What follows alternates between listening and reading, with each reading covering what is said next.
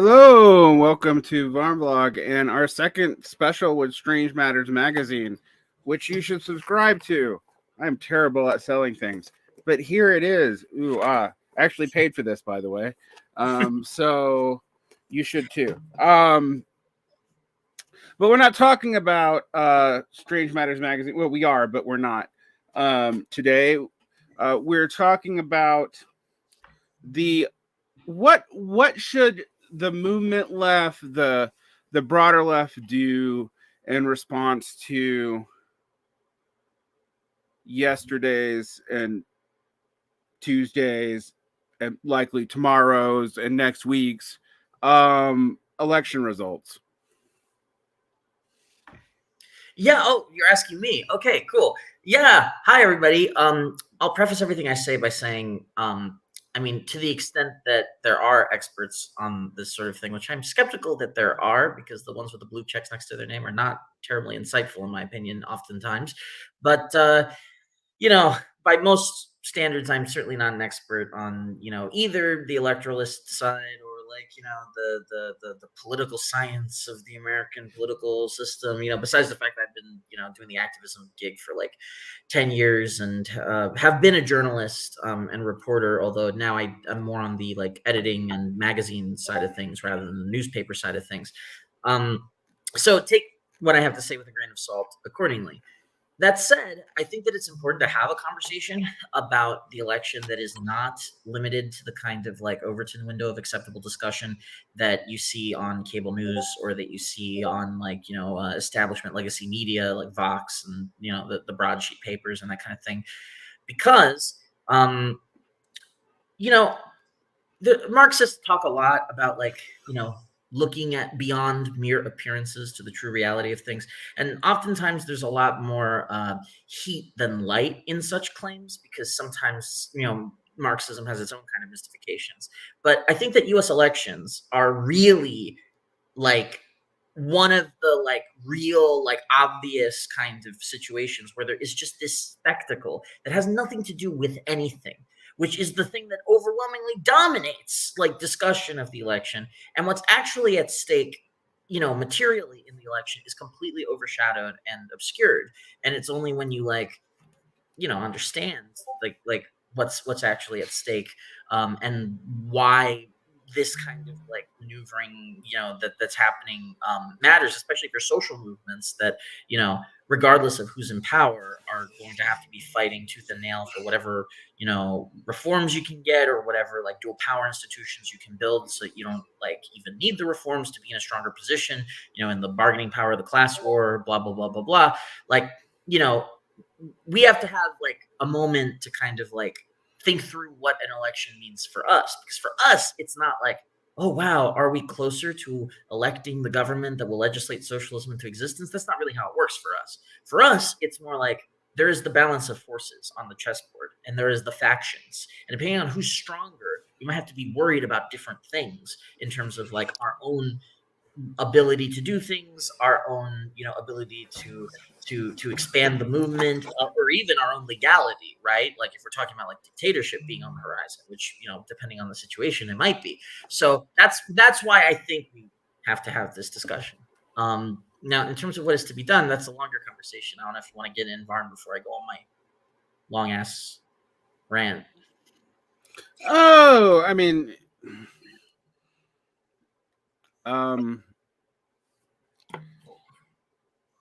I'm gonna parse a lot of that. One thing that I want to do when I talk about this election is I got asked a question last night on our election special that my answer dissatisfied pretty much everybody. And that was, when we talk about the left, our left movements or whatever, there's two things that people do. One is they try to tail or hitch themselves up to an actually existing movement, even if it's only in opposition. And this is something that you see Marxist, anarchist, whoever do. And some of that isn't even irrational. And I will talk a little bit about that as we talk today.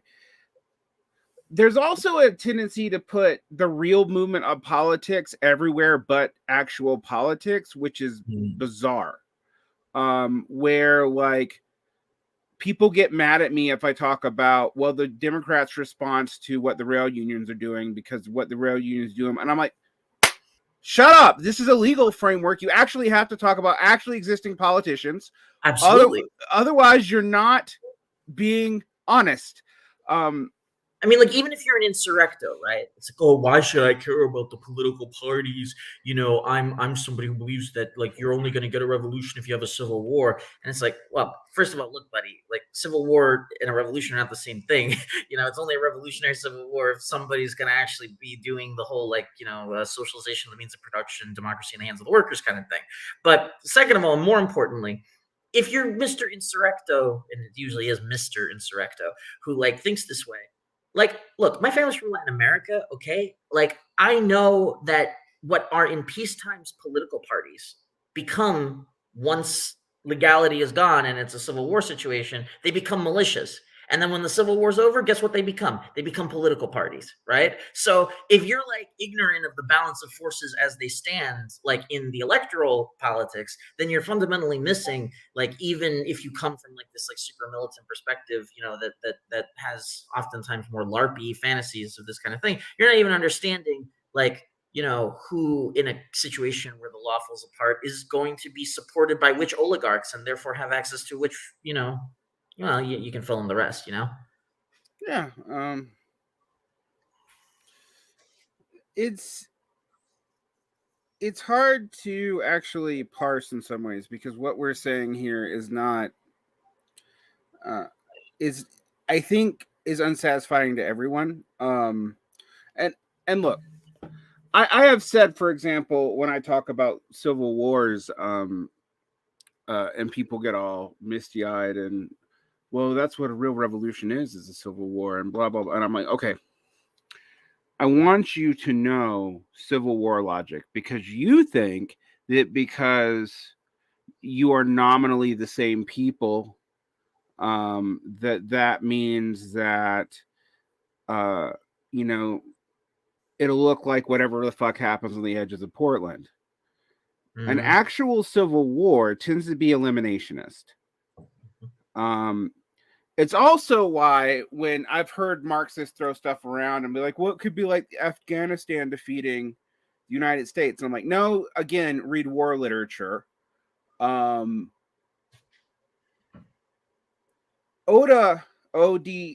loops really matter in asymmetric warfare, but in civil war, both sides have the same stakes and it's existential. The brutality of civil wars are hard to gauge. They destroy societies, and most revolutionary societies that emerge out of them are exhausted and collapse. Right. And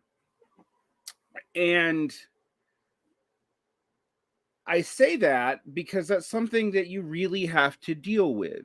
Like, I'm one of these people who, you know, I don't think the problem with Stalin is just Stalin. I think I am of the opinion that almost any leader that would have ran the Soviet Union and tried to maintain the weird compact that had been set up by the Bolsheviks at that point would have ended up doing a lot of horrible shit, as Plekhanov actually even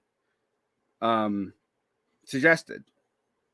Incan development, suppression of the Civil War, encouraging wild, like uncontrollable social repression that may even be in some ways actually democratic. I mean, I don't.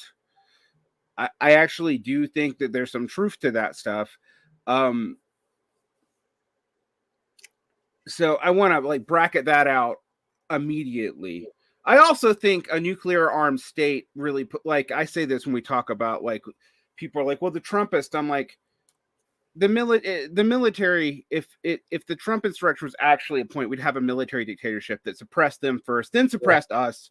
And you know, we saw, and like the proof of the pudding is in the eating, right? We saw it during the Floyd uprising.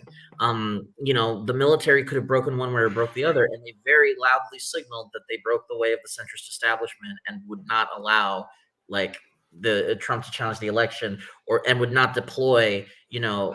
Most of the sectors of the military refused to deploy against the protesters. Border Patrol being the major exception because they're sort of Trump's Praetorian Guard. And this was useful because now we know which parts of the military-industrial complex swing which way, right? Once the rules are gone. That's interesting to know. We didn't know that before, but nobody talks about it in terms. Yeah, it's important to know, and I also think it not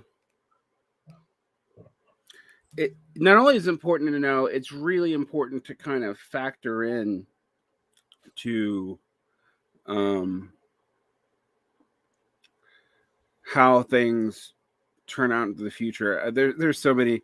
I'm reading our comments. This is why I don't do the live ones anymore. And I'm fascinated by what people think. So I find right now one of the worst habits of Marxist and anarchist together is what ifing European history. It's completely useless for understanding modern politics in a lot of ways. I do think, yes, it's important to know. Yes, it's important to learn from in some ways. But these counter histories that you give yourself are a waste of time. So let's look at the situation at hand right now. Historically speaking, I find this election interesting, and we didn't. I posed this question to a panel of like 6 people last night. And we didn't even get to the answer. We get first try to get down to like what factions did where, why there was a red wave in Florida, but it kind of stopped at the Florida border. Yes, very interesting. Yes, sorry, I interrupted you. For folks who don't know why I got enthusiastic, I've been living in Florida. That's why I say that I'm in exile from New York since COVID, because I got badly displaced. So I've been seeing the DeSantis stuff grow. I knew there was like no way he wouldn't win, but it's interesting that kind of stopped. So sorry, continue. Well, it's interesting to me because people have been like, well, what is DeSantis? Is it Trumpism? I'm like, clearly no, but also it's going to be interesting watching, as we've already seen today, DeSantis and Trump start to turn on each other, as it's clear that parts of the party want to coronate DeSantis, parts of the party want to stand by Trump, and parts of the party, mostly Mitch McConnell, would love to bury them all. So it's an interesting thing to see. This is the first thing that I actually want to talk about, because you actually just set it up perfectly, and I was going to try to figure out how to transition to it. But what you just said is something like has to be shouted to high heavens, right? So if we're talking about like getting beyond the mere spectacle and the appearances of the elections, what Varn just said is something that y'all and everybody has to internalize. The news will tell you that an election in the United States of America is about whether or not the government will be ruled for 4 years by the Republicans or the Democrats, right? Or I guess like in the legislature on a 2-year basis, who's going to have the majority. That is not actually what an election is. The real units that you have to be looking at are not the 2 parties, but the factions, the many factions that exist within, between, and outside those parties that are all in one way or the other mobilizing both within the legal system and kind of extra legally, such that like at the end of the election, the balance of forces between them is different than it was, right? And like, so the question then becomes like, who are the factions? Like, who are these different groups within the GOP, within the Democrats, and outside the party system entirely, but perhaps in civil society that, would want different things to happen that like, and of course, donors, right? Like specific factions of the capitalist oligarchy, which disagree on politics and therefore might break different ways. I think this is an interesting point because people get caught up in 2 things. 1, the ideological faction, and 2, Marxist and anarchist have a tendency to be obsessed with their mirror images on the right, which are explicit fascist, weird factions of national conservatives, other kinds of white nationalists, and Democrats in general actually benefit from us having that obsession because it keeps us in line with them. Now, this is not to say that they're not a threat. I mean, you and I disagree on the level on which they are a threat. I think we've had this Yeah, statement. I'm much more militant that like these guys are bad news and they're eventually going to take over the GOP, and if they get in power, it's a dictatorship. Like, yeah, see, I am of the opinion that they are drownable in a bathtub. So, which is not to say that they're not dangerous. I think they are dangerous. And it's not to say that I don't think they have a real chance of taking a major faction of the GOP, because I increasingly think they do. But let's be honest right now, in some ways, they are saving the Democrats, because Democratic problems are only not apparent when you look at what the opposition would do in lieu of their rule. And so we're in a weird situation, I think, and maybe you disagree with me, and we're gonna have to figure out the factions of the Democrats too.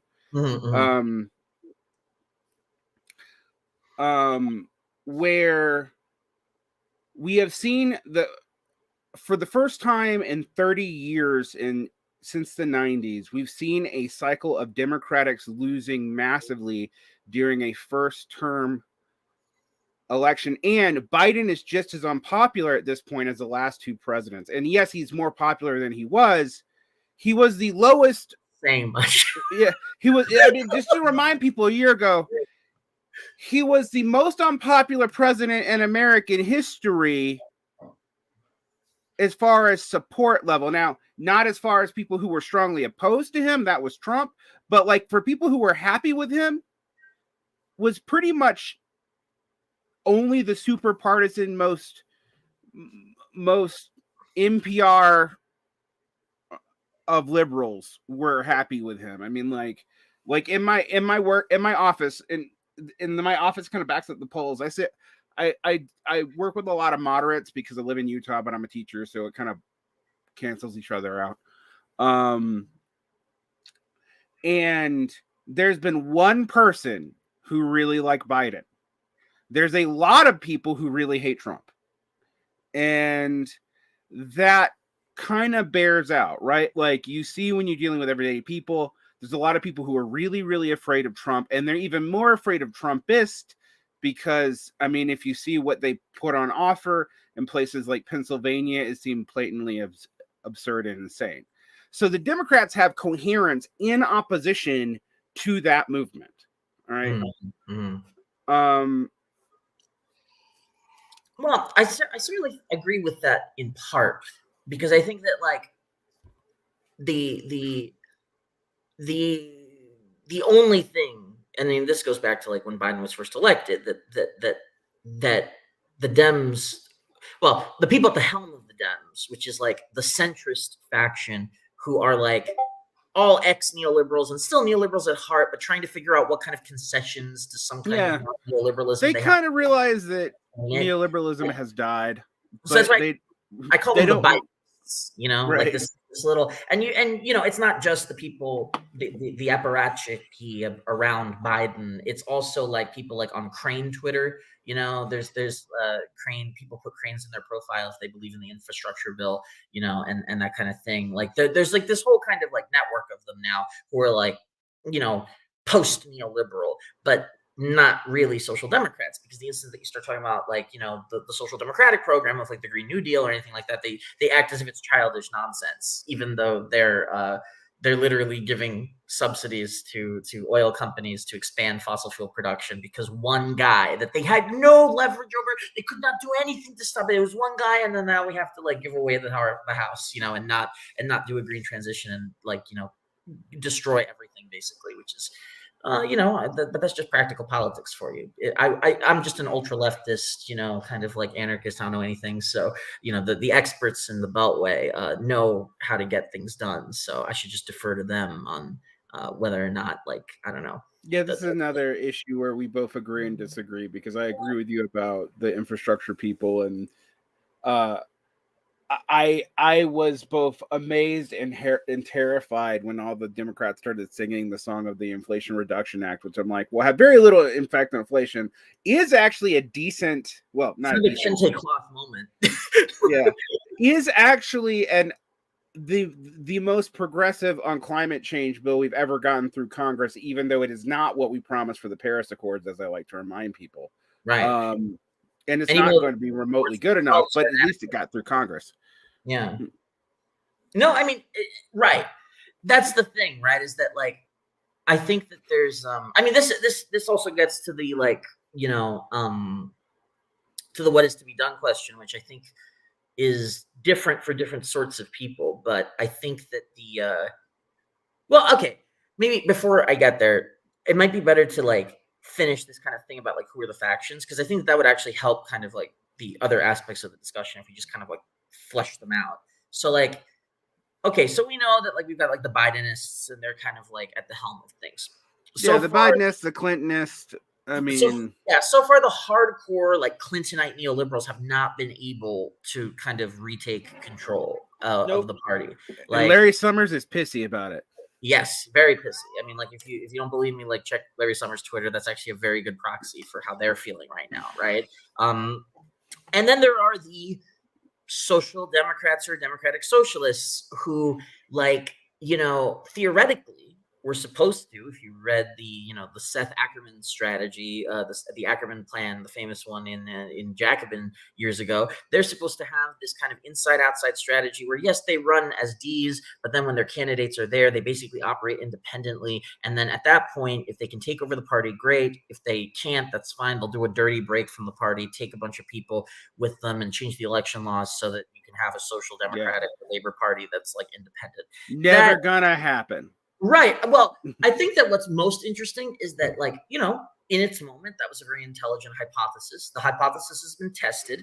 And now one of the things that we're finding is that the social democrats, without actually there being much of a stick over them, that's the interesting thing to me about it. It's entirely carrots that have been held out for them and they've gobbled them up, right?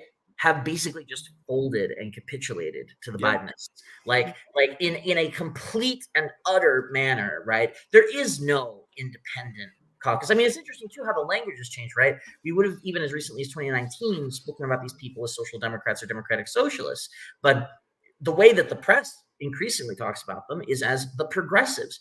Progressive for, like, you know, folks. To be fair, I think the press is actually more honest about what they are than they are. But that's true, and you know, by their deeds you shall know them, right? But like in theory, these were like social democratic politicians, the resurgence of like social democratic politics in the United States. And it's very interesting to me, like, and Varn knows this because, like, you know, people who are old enough to remember like the pre 2016 political environment, basically, and especially like the pre 2008 crash political environment, progressive was the euphemism that, like, you know, alt media and like small activist groups on the local level who were completely invisible in national politics, who were left of center, who were social democratic and leftier, Marxists and anarchists, right? Like, that's the euphemism. You call them a progressive when they show up on Democracy Now, right? Because you don't call them a Trotskyite or whatever. Like, you know, right. Like, I mean, and that goes back to even ML stuff in the 1950s. Actually, was the rebranding of. I know I'm going to sound like a bircher, but this is actually true. There's a big movement to rebrand Marxist front politics as progressive, particularly during the biggest Red Scares of the 50s. Because if you were an out-and-out communist, you got purged. But if you were part of a progressive organization, you probably still got purged. But you have plausible deniability, and you can make liberals feel bad about it later. And that actually starts that trend. And it's an unfortunate trend because historically, actually, progressives, you know, I don't want to go too much in the history, but the progressive movement was designed to absorb parts of the socialist movement and neutralize it. It was how it was branded. It was also not originally really all that left wing. It was originally developmentalist. So there, exactly right. Yes. So it had a. I mean, you know, its birth was actually in the GOP, although the GOP was the more coherent bourgeois party and thus actually the more liberal bourgeois party in the beginning of the 20th century. So politics terms, they would have probably been considered like left wing until the Gilded Age kind of really kicked off, I would say. Yeah, Like, and the Gilded Age divides them. So that's when you have it broke. Yeah, right. And like the left wing of them became the socialists, basically. I mean, like not in like a one-to-one way, but like if you look at the life histories of individual party members, the people who were like the radical abolitionists, them and their kids became the SPA and IWW people. Right. What's interesting about that is this all gets mucked up, both in the New Deal and in the end of third periodism. And I have my thesis that third periodism was terrible for Europe, but it's actually good for the U.S. left. So it was because we actually had an independent identity, and we weren't trying to do stuff like do progressive organizations and racially integrated unions in the 30s while also being the same party as the Dixiecrats. And that was a problem. Also, the populist movement and the populist progressives were also interesting, but in the early 20th century, as the socialists become more prominent, and kind of as the conditions of rural labor changed, the populist, coalition made less and less sense. And it got more and more paranoid. And I think that's all, you got, both the populist and the socialist movement were given this xenophobia and anti-Semitism in the United States. But I also like to point out they were also both on the right side of like the war credits movement and stuff. Now, what does this have to do with now? Well, now I don't know. Like one of the ironies to me and John Michael Cologne, I always refer to you with three names like you're a serial killer, which is kind of funny. So if you had said like some kind of like old timey author, like F. Scott Fitzgerald or something, but no, okay, fine, I'm a serial killer, great. Yeah, I mean either one. I mean, Derick.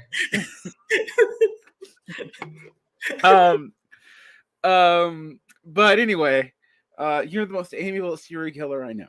No, well, so, you have to be, right, in order to like in the alley or whatever. Okay, sorry. Okay, let's not. In this environment, this is probably not a useful series of jokes. When we look at the situation though right now, I was the person who was more skeptical of the Ackerman plan. You were skeptical too, but you thought it was at least a football to throw. Right. I mean, like, to try, and we did, and like, yeah, no, that didn't work. What I find interesting is I'm trying to figure out if the Social Democrats or Democratic Socialists are actually still a faction. And yes, there's a squad. Yes, there might be 2 to 3 more members of the squad, even though it does look like, as of right now, the Republicans are going to take the Congress, although with such a small margin, they won't really be able to do anything. So where does that leave us? Well, yeah. I guess the question is, it's carrots, but it's small carrots. Like, yes, they're not. This is the thing that gets me, is that people will turn this into an argument of structural necessity. Well, they could not have done anything but blah, blah, blah, blah, blah. But in fact, a lot of the things that were fundamental structural constraints on, like, being a social democratic parliamentary minority that punches above its weight were removed by things that we've done over the last like 20 years in civil society, right? In the rank and file movements to build up kind of infrastructure that gets you free of those constraints. I can talk a little more about that if you want. I mean, that's maybe part of the work is to be done. But when we talk about the factions, one of the things that I say, we at least have to admit that, and I saw this from stuff I saw, that in the last 2 years, the Bernie crisis, and I do think the Bernie crisis has, and the Biden win, and the inability to see that, and I hate to say that it reminds me of the alt-right, because people think I'm saying that the Social Democrats are racist or whatever, and I'm not saying that at all. Right. Yeah. But what I'm saying is their attachment to a candidate and not a movement. Yes. And they think that they could ride that candidate up, and then in even the sadder case, when that candidate could not be ridden up, and they throw tail behind Biden and buy into the initial rhetoric of the first 100 days of the Biden administration, which I like to remind people, we have gone on a seesaw of public opinion about this, because in the first 100 days, I heard Trotskyists going on air and saying, well, the material conditions of the time has put Biden in our camp. And I'm like, are you sure about that, or is this cope? I mean, like that's verifiably false, because if you look at the white papers being put out by Brookings and like other kind of like Bidenist apparatchiks, like the party line within the Bidenists is the Overton window is expanded too far. Dangerous authoritarians of the right and the left are afoot. So only this kind of like restoration of like pre-Trump, of the pre-Trump, era. The Biden restoration is the thing that's going to like give us a new era that's basically a repetition of the 90s. So we have to like return to that situation by nipping these two populisms in the bud. I mean, that's literally what they say internally, and it's not like a secret, it's public. So, I mean, perhaps material conditions have driven him to concessions, if you can even call it that, because they're half-assed to the point of being non-entities, in my opinion. But like in our camp, absolutely not. That's the kind of political analysis that if we were in a civil war would get you dead. I mean, and this is where I started seeing people strongly associated with the DSA start making just factually untrue statements about the Democrats. They were right about the Republicans. So Carl Bayer, or Bajier, or however you want to say his name, and I'm doing a whole video on this tomorrow, repeated a bunch of NBC talking points about the average wealth level of Democrats. And yes, it is true that more people under 100K a year are Democrats than they are Republicans. It's also true that Republicans run the poorer districts, but they're not the actual, that's not their actual voter base in those districts. But then, and it's true that if you make over 100K a year, you're 65% more likely to be Republicans. But what Carl didn't mention is that if you get over 500,000K a year, or even over 300,000K a year, your likelihood of being a Democrat flips back to the 65% range. And then it only goes back to being heavily Republican and the true 1%. And that's more predictable, not by your income bracket, not by even your education level at that point. It's predictable about where you are in the country. Right. Countryside versus cities, basically. So I just kept thinking, like, why is this social democrat who I like, I've talked to privately, I've interfaced with before, why is he making MSNBC levels of like not quite dishonest, but definitely not honest use of statistics?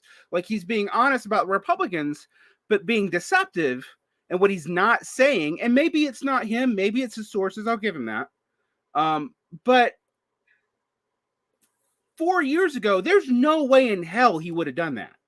Right. In 2018, Carl would not have said that.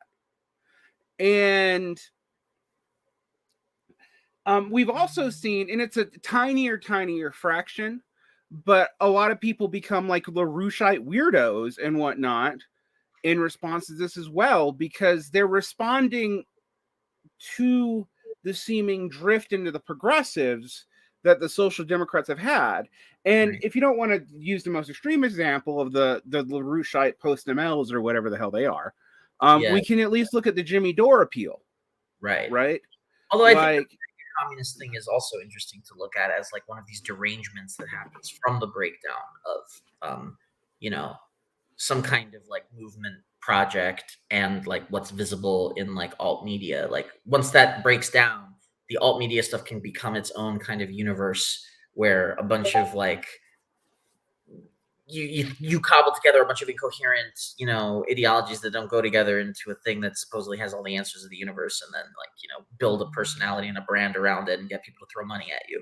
Right. And particularly better if you have some kind of non-party party to throw it around. I mean, and even better if foreign intelligence agencies think that you're a useful idiot, so throw you some money as well.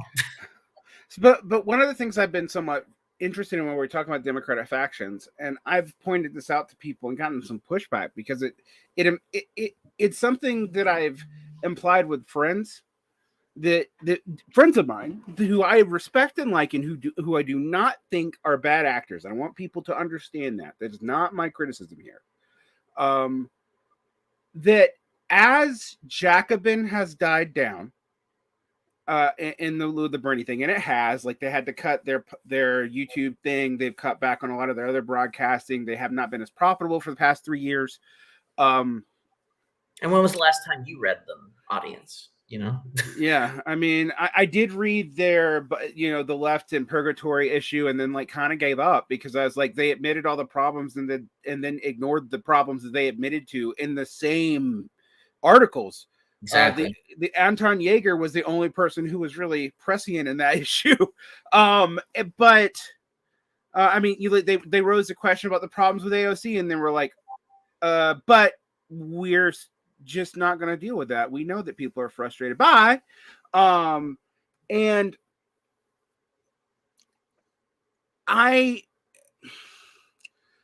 it's easy for me to get cocky about this because I called a lot of this. Like, I'm on record as calling a lot of this in 2018, 2019. And I remember you were on my show and we were debating this, and I think you made a good case, like, actually, so I'm going to give you credit for that.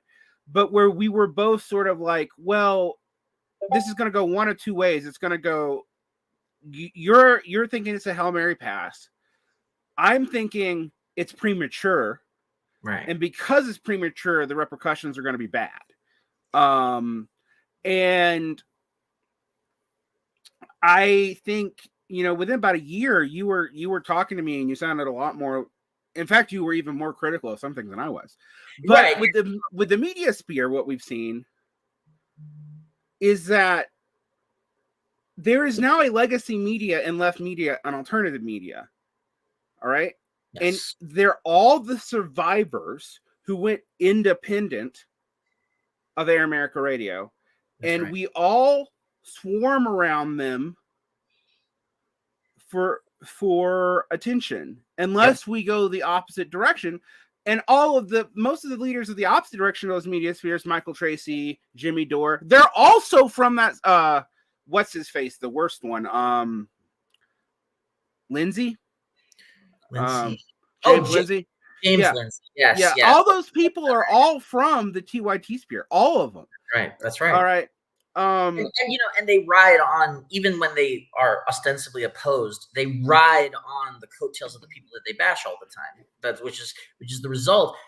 It's not just that they are deranged for why they have this almost psychosexual obsession with like these medieval scholastic style YouTube videos that go on for 5 hours quoting the other person and then like viciously denouncing them and then quoting them again and viciously denouncing. That's not just that the people are deranged and maybe need to kind of like talk to a therapist about their intense love-hate relationship with the person that they're criticizing. It's actually the algorithms are incentivizing this, right? Because it's right. I even came up with a phrase for it. I can't remember what it was, but it was in the media interview. So if folks want to hear more about this, Varn and I talked at length about the incentives of social media and how it affects how media in general is produced. Like a year ago, it's on the vlog. So outside of Chapo, which is one of the only, like, everybody now is around Sam Cedars' Majority Report, partly because of the late great Michael Brooks, and I'm not disparaging my former friend. But I do want to point out that the legacy of what's happened since he's died is that we all got pulled into that media sphere, right? Which means that we are no longer independent. Yes. From the progressive left, even in the way we sell ourselves to the public. So I don't think, I think the first thing you and I should just put a pin in, the Social Democrats, in so much as they exist, are no longer actually an internal opposition to the Democrats. They are now. I completely agree with that analysis. I basically separately came to that conclusion through following AOC, who I was like, yeah, if we're going to have an FDR, she's our FDR. And I was that strong in support. Yep, my other MMT friends were like that with her. I remember arguing with Adrian Delgado on his show about this and me going, well, I don't know. Like, and to be honest, until she sacked Saikat Chakrabarti, her main chief of staff or whatever it's called, who basically is one of us. Well, he's a social democratic developmentalist, is the way that I would put it, but a very committed one, like very much like anti-center. But basically, he said some stuff about how the Congressional Black Caucus, is a bunch of like black bourgeois leaders who sold out their black working class base, which is true, incidentally. Not just true. Like, I've pointed out the ProPublica articles from 2011 and 2012. Exactly. They talked about how they like actively conspired with conservatives to draw safe districts for conservatives to ensure that their seats stayed quote black. And Keeanga-Yamahtta Taylor, who is like, one of the most prominent black Marxist intellectuals, has written at length, right? So this is not a racist, like Bernie bro critique. This is a critique from within the black community, right? I mean, The Black Bourgeoisie is the title of a book from the 60s. And yet, by black sociologists. But then, Nancy Pelosi comes calling and is like, you have to get rid of this guy. Nancy Pelosi has nothing on AOC. She can't threaten her with taking away her campaign financing, because AOC's campaign financing comes from DSA, Justice Dems, little $27 donations that make as much as like the billionaire money that's behind the DCCC candidates. And AOC doesn't have good committee seats anyway, so they can't take that from her now. Right.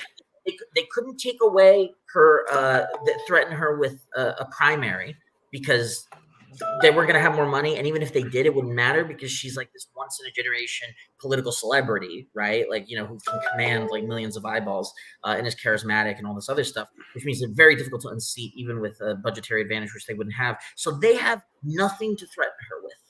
And yet she gets rid of them. And then she gets put on this little committee that I can't even remember what it's called. It's like the Committee for Future Ideas Development or some bullshit. She's on it with Ilhan, and they do nothing. So she got a committee seat, right? Because theoretically, if you're playing the like bipartisan consensus game, committees are where the real work gets done, right? But like, if you were playing the parliamentary dissident who uses the minority to obstruct anything that's, to the right of FDR, right? Like, then you're not playing that game. So you've gained nothing by gaining the committee seat, whereas you've just lost basically your brains if you get rid of like someone like Saikat Chakrabarti, who whatever his flaws are, he and his buddies started this think tank that is trying to figure out how to do like the economic planning that it would take to do a green transition. It's called something. It's in DC. I forget what it's called. But we haven't got to the effects of the other stuff. But I do want to stick it to you a little bit here. I said that the lure of the long-term gain of becoming Nancy Pelosi, because Nancy Pelosi's story is remarkably similar to AOC's story. If you go back to the 1980s, you did say that the last time I think I brought this up in a phone call, I think, and I was like, really? And then I looked it up afterwards, and you're right. It's actually a fascinating arc. I'm sorry to interrupt you. Go ahead. Yeah. No. I mean, I interrupted you. We interrupt each other. It's what we do. We both talk a lot. But I do think that that it was predictable, and yet also I was surprised at how thorough it was. And one of the things that it opened us up to was, someone like Dor before COVID, I didn't like his tactics. I didn't always agree with him, but I thought he was mostly on our side. He was obnoxiously on our side, right? Mm-hmm. But now I think he's a cargo cultist. I don't think he's on anybody's side. Like, I think you get involved with something like that. If you get involved in a parasocial relationship with someone like that, you can feel like you're very invested in politics, and you're actually being totally deactivated politically in any direction. Absolutely. And or you're going to become a right winger. And so I was worried about them, but this election actually proved to me that that's also super marginal. It has not had that much effect, except for obnoxious YouTube commenters and people who annoy me on Twitter. But I think there is a real effect to the neutering of a social democratic opposition. I never agreed with them, but I don't like it now that they're gone. Like, well, I would go even further, right?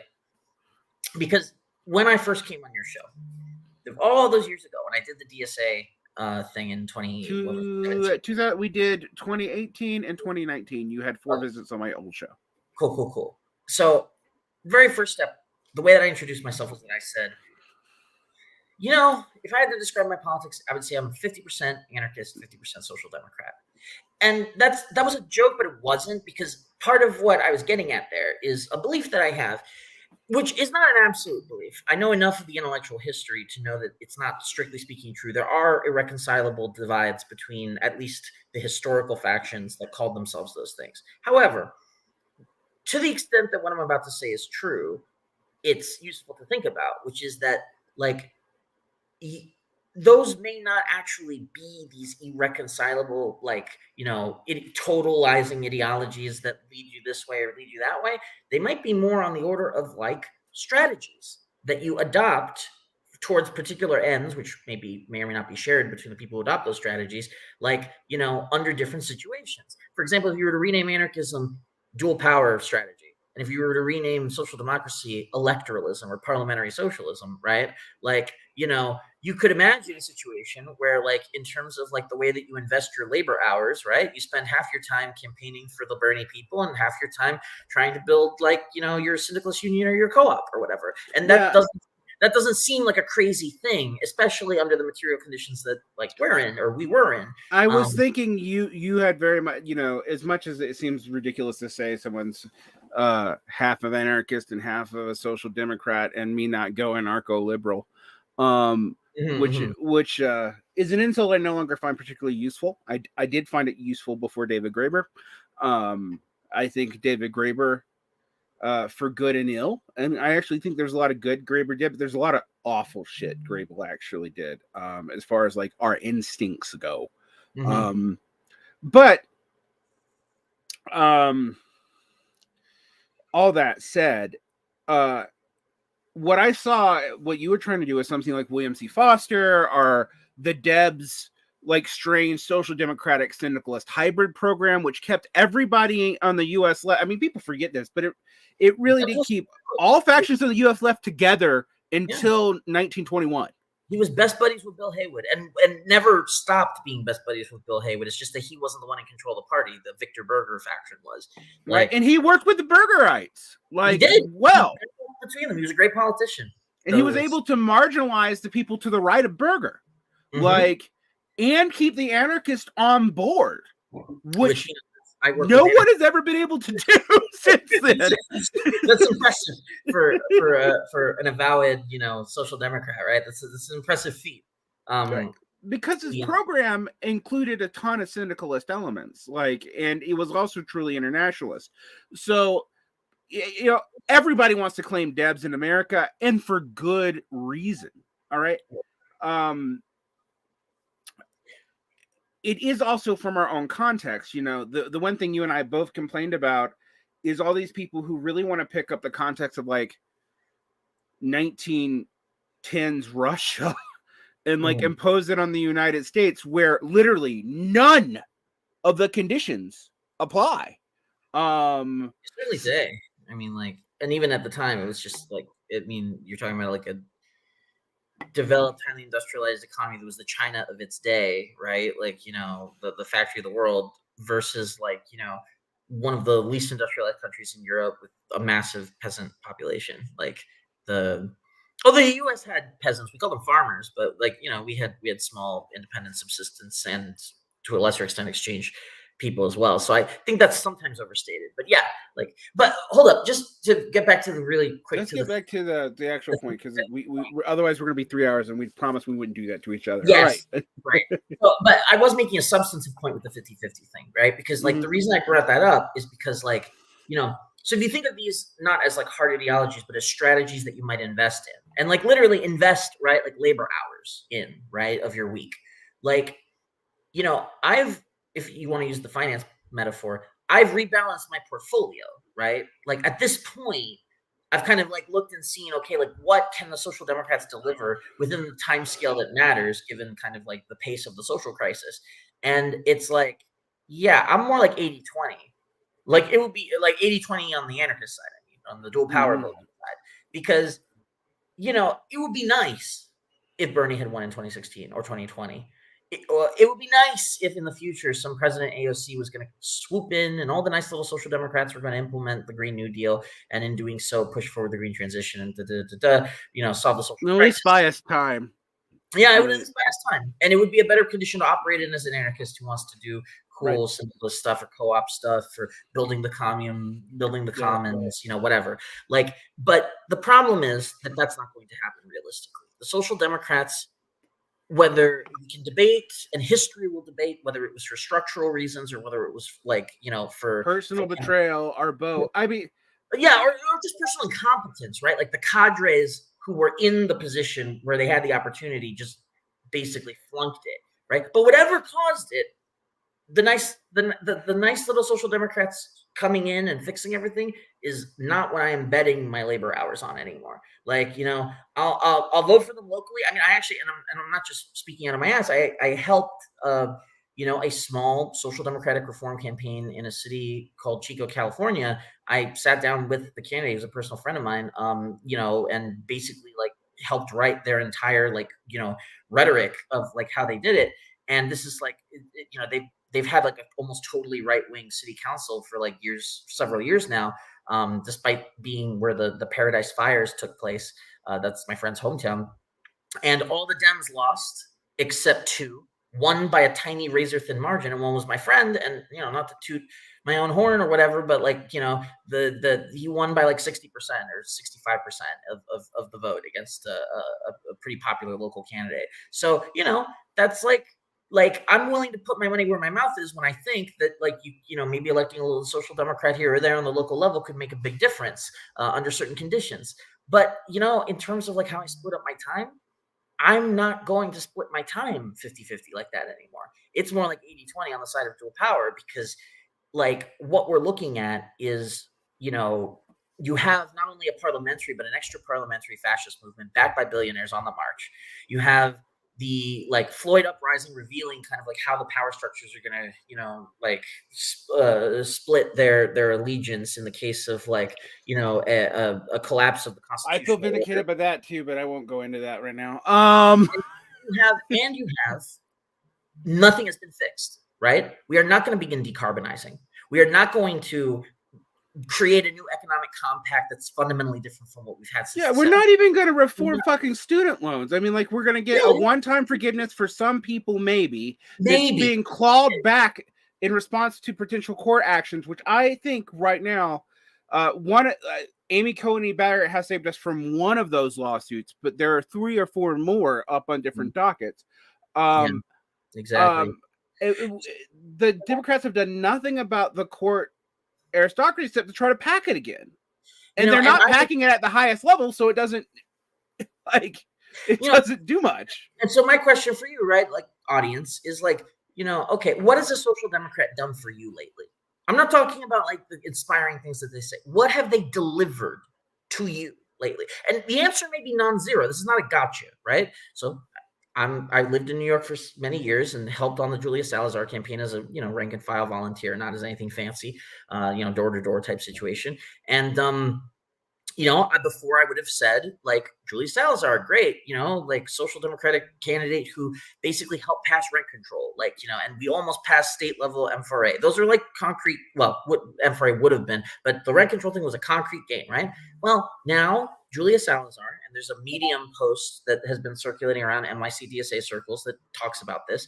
The housing working group of NYC DSA and Julia Salazar have backed a proposal that the centrists in Albany have pushed that effectively is a backdoor privatization of NYCHA, the public housing, the criminally underfunded public housing in which most of the working class of color in New York City lives, that are deteriorating public housing. It's the whole Pruitt-Ego situation. So, what we need is to be dumping more money into NYCHA and creating more public housing that's mixed income so that public housing no longer has the reputation of being a dump that only the poorest of the poor live in. But instead what we're doing is that we're conceding to a centrist plan to hand it over to a public-private partnership by some scumbag hedge fund asshole who just wants to profit off of it. And this is not like, some left liberal, opportunist politician. This is a DSA cadre, that I spent labor hours trying to elect. And you're going to tell me that the Social Democrats are going to deliver on anything. This is the Ackerman plan par excellence. This is our person who we turned into a politician. And how could they're selling out to the fucking just for what? For nothing. For scraps. Of course. But to turn it back on you, and I'm not saying this is structural, because this came up a lot last night when people asked me, well, should we consider Democrats a part of the left? And my answer is, depends on which Democrat. I don't play the no true leftist game because if I have my way, I kick most people out. Like, I'm not a left unity. I know people are surprised by this. I'm a programmatic unity person. I'm not a left unity person. I don't care if you say you're a leftist, but unless I see a bunch of traits that throw you over to the right, I will say, okay, you think you're on our team. You're on our team. I think you're a fucking moron, but you are on our team. And with the case of Salazar, my point has always been, and I tried to make this about Bernie too, and I'm like, I always said, like, Bernie may be unimpeachable morally. All right. I'm not interested in going back and forth on if that's true. Right. But you cannot have that be your program. Right. You have to have a program where we can hold people accountable for betrayal, and we did not build any real mechanism for that, and we didn't. And because of that, what is the DSA going to do? Now, I think we can really get mad about that, but we can also get mad about the fact that a lot of even the better people in the DSA are in denial about its massive hemorrhaging of members. Absolutely. No, it's not just denial. And this should go on the record historically. The 2017 mostly Jacobin controlled, like the Jacobin magazine affiliated faction controlled NPC lied and covered up just how bad the finances were for as long as it possibly could, until basically they lost their majority in 2019 and it became public just how bad the books were. Just like so, it's not just like denial, right? Like there was obfuscation by the leadership first, and now there's denial as well among the rank and file because you don't want to believe the terrible truth, Well, I mean, I think the recent, you have the International Committee, and look, I know a lot of people love the International Committee. I know a lot of good people whose politics are close to mine like that stuff. I've always said that's the candy that keeps you in the acid pit. Like, because to like fucking like stand. I mean, like you can critique Zelensky's crushing of the labor laws, opportunistically, like and at the same time not be cheering on like a right-wing authoritarian and his fascist paramilitaries like going around and like fucking massacring people in an imperialist invasion. I mean, like the thing is, weirdly the only people who really stood up to that were Trotskyists, and they've been marginalized too. Right. And what so is Trotsky in the States right now?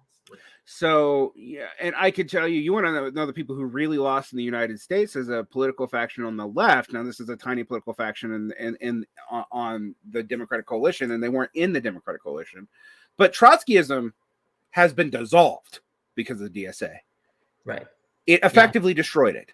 Like there are still some groups. There's like 2 groups left, and I guess there's the 1,000 people who are still in SALT who serve as the election, the campaign to keep one person on a city council in one city. But and Kasama Sawat is a good politician, but SALT exists now just to protect her seat in one city. So I say all this to make one key point where I'm agreeing with you, but I really want people to think about this. I think we have to admit that the structural scenario of the DSA was, to me, the most unfortunate org to be what became the left-wing clearinghouse because its constitution was shitty. There was a time to reframe that constitution between 2017 and 2019, and it was not done. Well, no, we lost because we tried, right? Right. I was in the left wing of DSA. It wasn't just the Libertarian Socialist Caucus, but I would say that we were like one of perhaps the hegemonic pole of that left wing faction, or at least one of them, because we were the strongest caucus at a certain point. And we fought really hard, and we lost the convention. And after we lost, there was demoralization and confusion, all this other stuff. So that like whatever. Yeah, I mean, and all the caucuses believe something, including ones that you may not like. I've Class Unity Caucus came on my podcast, and I can guarantee you, I even thought they said some things that made me a little uncomfortable. But a lot of their critiques of the DSA are actually very similar to yours. In that the dominant factions are the least democratically oriented, and by that I mean democratically oriented towards empowering the population, are all about really strange electoral things that take advantage of the weird gaps. And that basically the DSA is going to be a regional player in New York and California, where it has, you might have a nominally socialist like mayor of some small borough in New York. And it'll be a power player faction, but it will also not look any different than your average progressives who are likely to sell you out. It'll just be called socialist, and only in those areas its ability to appeal in like blue cities and red states and purple cities and stuff has been declining massively since 2019. Yeah, for sure. I mean, I agree with that analysis. I didn't watch the CUC episode, but like the problem with the cucks, who are very appropriately acronymed, is that in the critical period, right, where there could have been alliances, and I actually talked to some of those people and tried to like figure out if I could get concessions from them that would make it easier to have an alliance, and they didn't bite.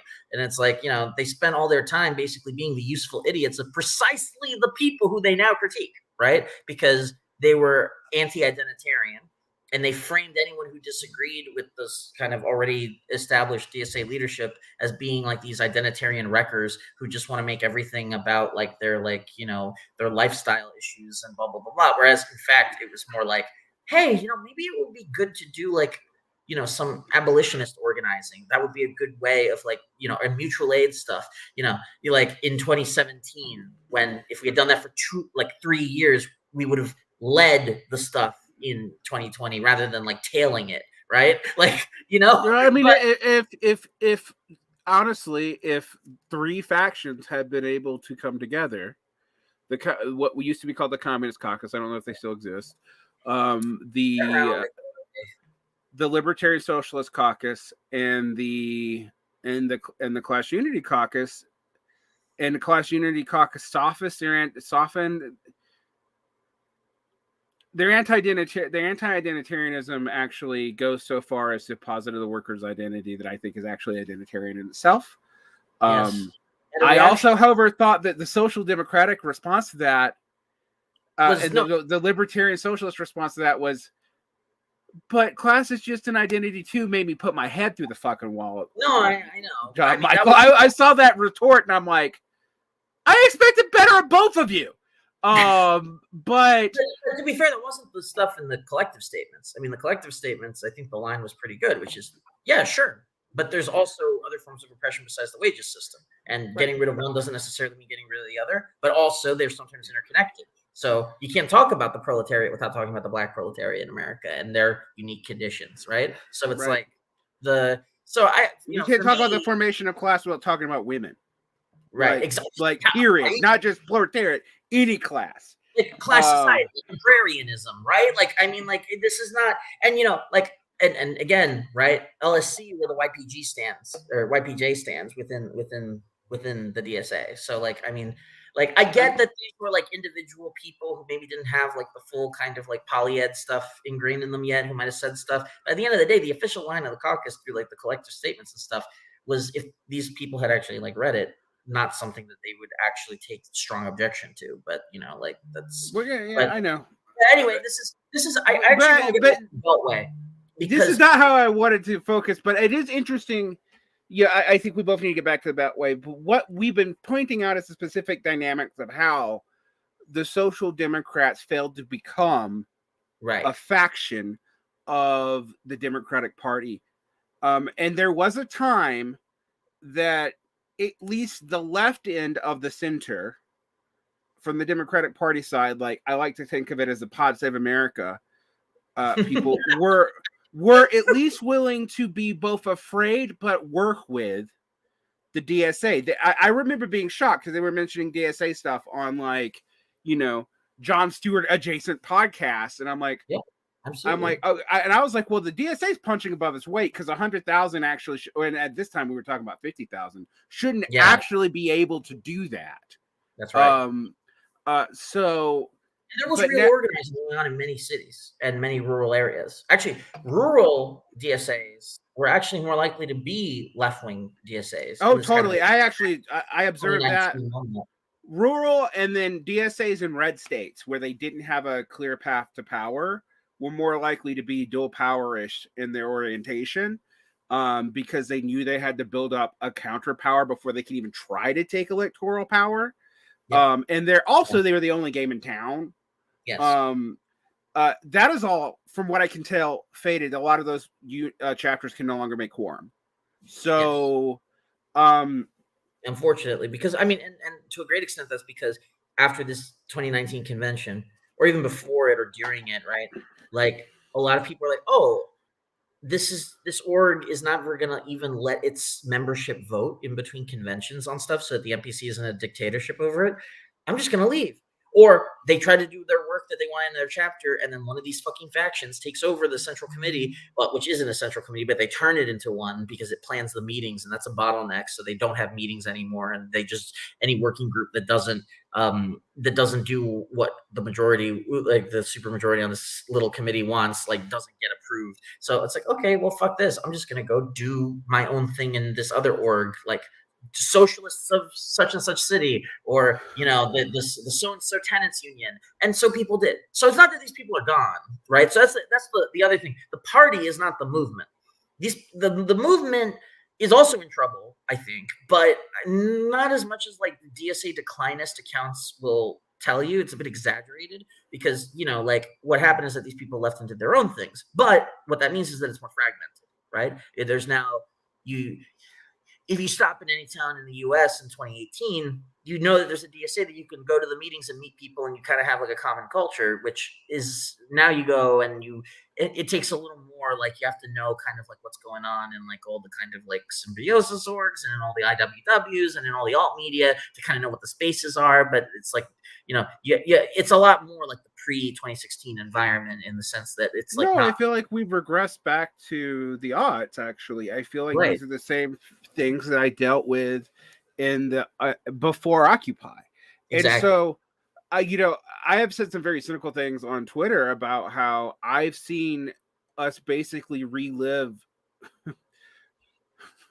I actually made a joke about how we went through the full cycle of new left to post new left to anarchist period in the 90s that didn't go anywhere, no offense, but it didn't, alter globalization to Occupy, back to trying to recapitulate the new left in the DSA but with more workerism maybe this time, and then collapsing into the exact same thing that happened when these factions did the same thing during the McGovern campaign.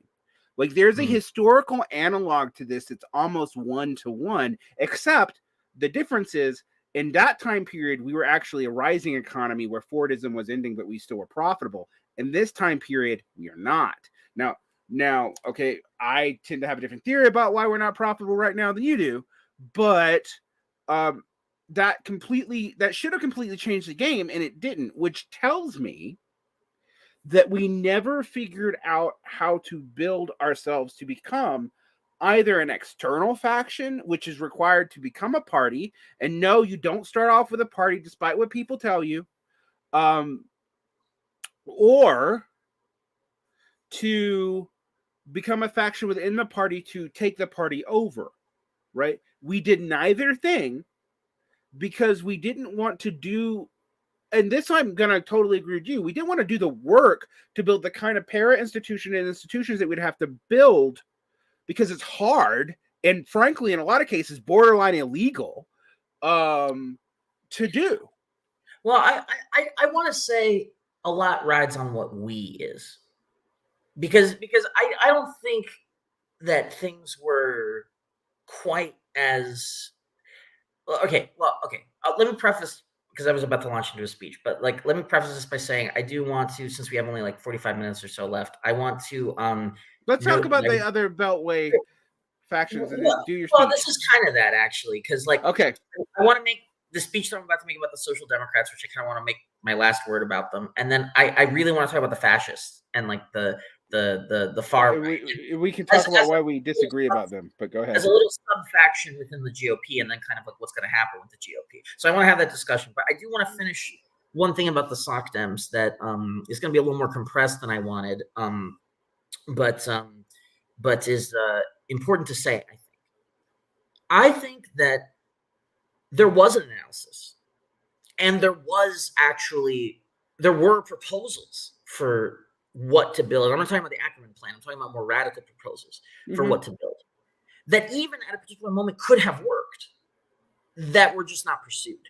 And that the attempts to articulate them within the DSA and other sorts of milieus were shut down, right? Like as being illegitimate in the debate by the people who happen to find themselves at the top in that particular moment. But that does not mean that there were no proposals. And, you know, what's funny about this is that this is not even about like crazy anarchist stuff. This is just about what a better and more competent social democracy would have looked like. And I think that this is like really important to articulate, because I'm not a social democrat, like in like realistically. I mean, I've always been to the left of that in my goals, even when like I think that it would, like, you know, it would be nice. It would be nice if we had a social democratic government and you can campaign for it. But that's not really like the end all of my politics. I want the whole thing. I want worker control over the means of production. I want, you know, basic needs free as human rights, et cetera, et cetera, et cetera. So like I think that the thing is that like the social democrats that we needed, right? Not to do socialism, but like because it's a better situation to be in if they're hegemonic in the state than other factions, right? Like, so the social democrats that we need and the social democrats that we got are two separate things. So there was an analysis, for example, by people like Thomas Ferguson as early as the aughts about exactly how the system of legalized political bribery, or if you want to be less moralistic about it, the system, you know, of capitalist control over the political structure works, right? And that analysis it worked originally through a combination of political machines and campaign financing. After Citizens United and related decisions, especially, the campaign financing was dominant as the way that you bought politicians, as well as like lobbies like ALEC that write the stuff beforehand. The only way that you can compete is basically by creating separate institutions that are funded out of people's wages, but because they do a big coalition that's a mass movement, that's enough that they can funnel that money into politicians who have enough money to counter the billionaire money. Then they refuse to take billionaire money, right? Because that's how they campaign and how they justify themselves. And then they are an obstructive parliamentary minority, right? That's like the model in that book, and all the people who read that book over like 20 years, right? Because we're talking 20 years of like development. And as a result of that analysis, a lot of very hardworking good little social democrats did a lot of work to leverage the new kind of online crowdfunding technologies that you could use, and you know, like, and to figure out ways of doing new campaigns via the internet, so that you could actually eventually, by the time that AOC is getting elected, and you know, by that point they've been doing it for several years on a smaller scale. Like by the time AOC is elected, we, not the politicians, but the rank and file activists or whatever, developed systems by which you could completely fund a campaign through small contributions, have a bunch of like activist volunteers be doing the legwork for it, and basically beat billionaire funded candidates. Yeah, but now I just get annoying emails from Raphael Warnock, even though I don't live in Georgia. No, for sure. Like, but I'm getting to that, right? Like, so there was an analysis, right? Mm-hmm. But there's a further analysis, right? Because like anyone who actually knows, I mean, like these people, they'll cite someone like Ralph Miliband and they haven't even like read him, right? Or what's the pair the pair of people, Leclau and Moof or whatever, and they haven't even read them, right? Because like if you read those people and actually listen to what they'll say is that when you're in the minority, you can't legislate, right? But this is both an advantage and a disadvantage. Because if you're a disciplined and organized minority, you can be like, well, we're going to withhold our votes. I mean, look at Manchin. You can obstruct. You can obstruct. Look at Manchin, right? Like and you can use the bully pulpit, right, that you have as politician on the national stage to, for example, when the rail workers go on strike, to show up there, to when there's activists who are like, helping to put water out for the migrants who have to cross the border, and get shot like dogs by the fucking paramilitaries that the government has put in place to obstruct them or whatever. Like, you can go and give those people publicity, and you can kind of like build up the social movement. And also, once you have the cash that comes from the small donations, you can parcel it out to your chosen candidates. And then that means that your candidates are loyal to your machine. By the way, I'm not talking about how to do like the politics that I 100% agree with. I'm talking about how to do like competent social democracy, right? Like you create the political machine, and then you make the candidates that you want dependent upon your machine, right? And then the obstructive minority grows. So it grows eventually big enough that you can block legislation. So now even the part of your party that's in the majority depends on you to pass anything. Like, but did they do that? No. They didn't want to build an independent machine. They didn't want to. But who's they? They is not me. It's not the other people who I talked to who are part of like AOC staffers, right? Several of whom have since quit. It's not like the people who helped design this infrastructure that the Democratic Socialists used or whatever. It's the people who happen to be in those positions at the time. It's Bhaskar Sunkara, for example, who embarrassed himself for eternity with that insane issue, the green issue of Jacobin with Bernie on the cover, where the apparent strategy for if Bernie had won in 2020 was for him to institute social democracy by executive order. Like, who needs Congress? Yeah, and I even heard like this lunatic, like non-social democratic Marxists argue that, and then they also argued a French socialist strategy. Well, Bernie's failure will educate the socialists that they actually use socialism. And I'm like, dude, fucking Marx said that was a dumb idea. Like, explicitly that. Like, exactly. It's ludicrous. It's un-Marxist. It's unprincipled. But beyond any of that, what's really disgusting about it is that it's idealist. It's just not possible. It's a fiction. That was the great irony for me of Bhaskar Sunkara, is the guy who wrote the Anarchical Liberal article on democracy in 2008, 2009, ends up being guilty of everything he accused. Yeah, the gray anarchist stuff. I know the gray bright anarchist stuff, and even working with some of the people who he calls out by name. Yes. In that article later on, but. So this is like the problem, right? Is that it's like, at the end of the day, a contingent failure of courage or even of just basic competency. I mean, okay, last point. Real social democrats would not be so obsessed with things in the face of the social crisis that we have, right?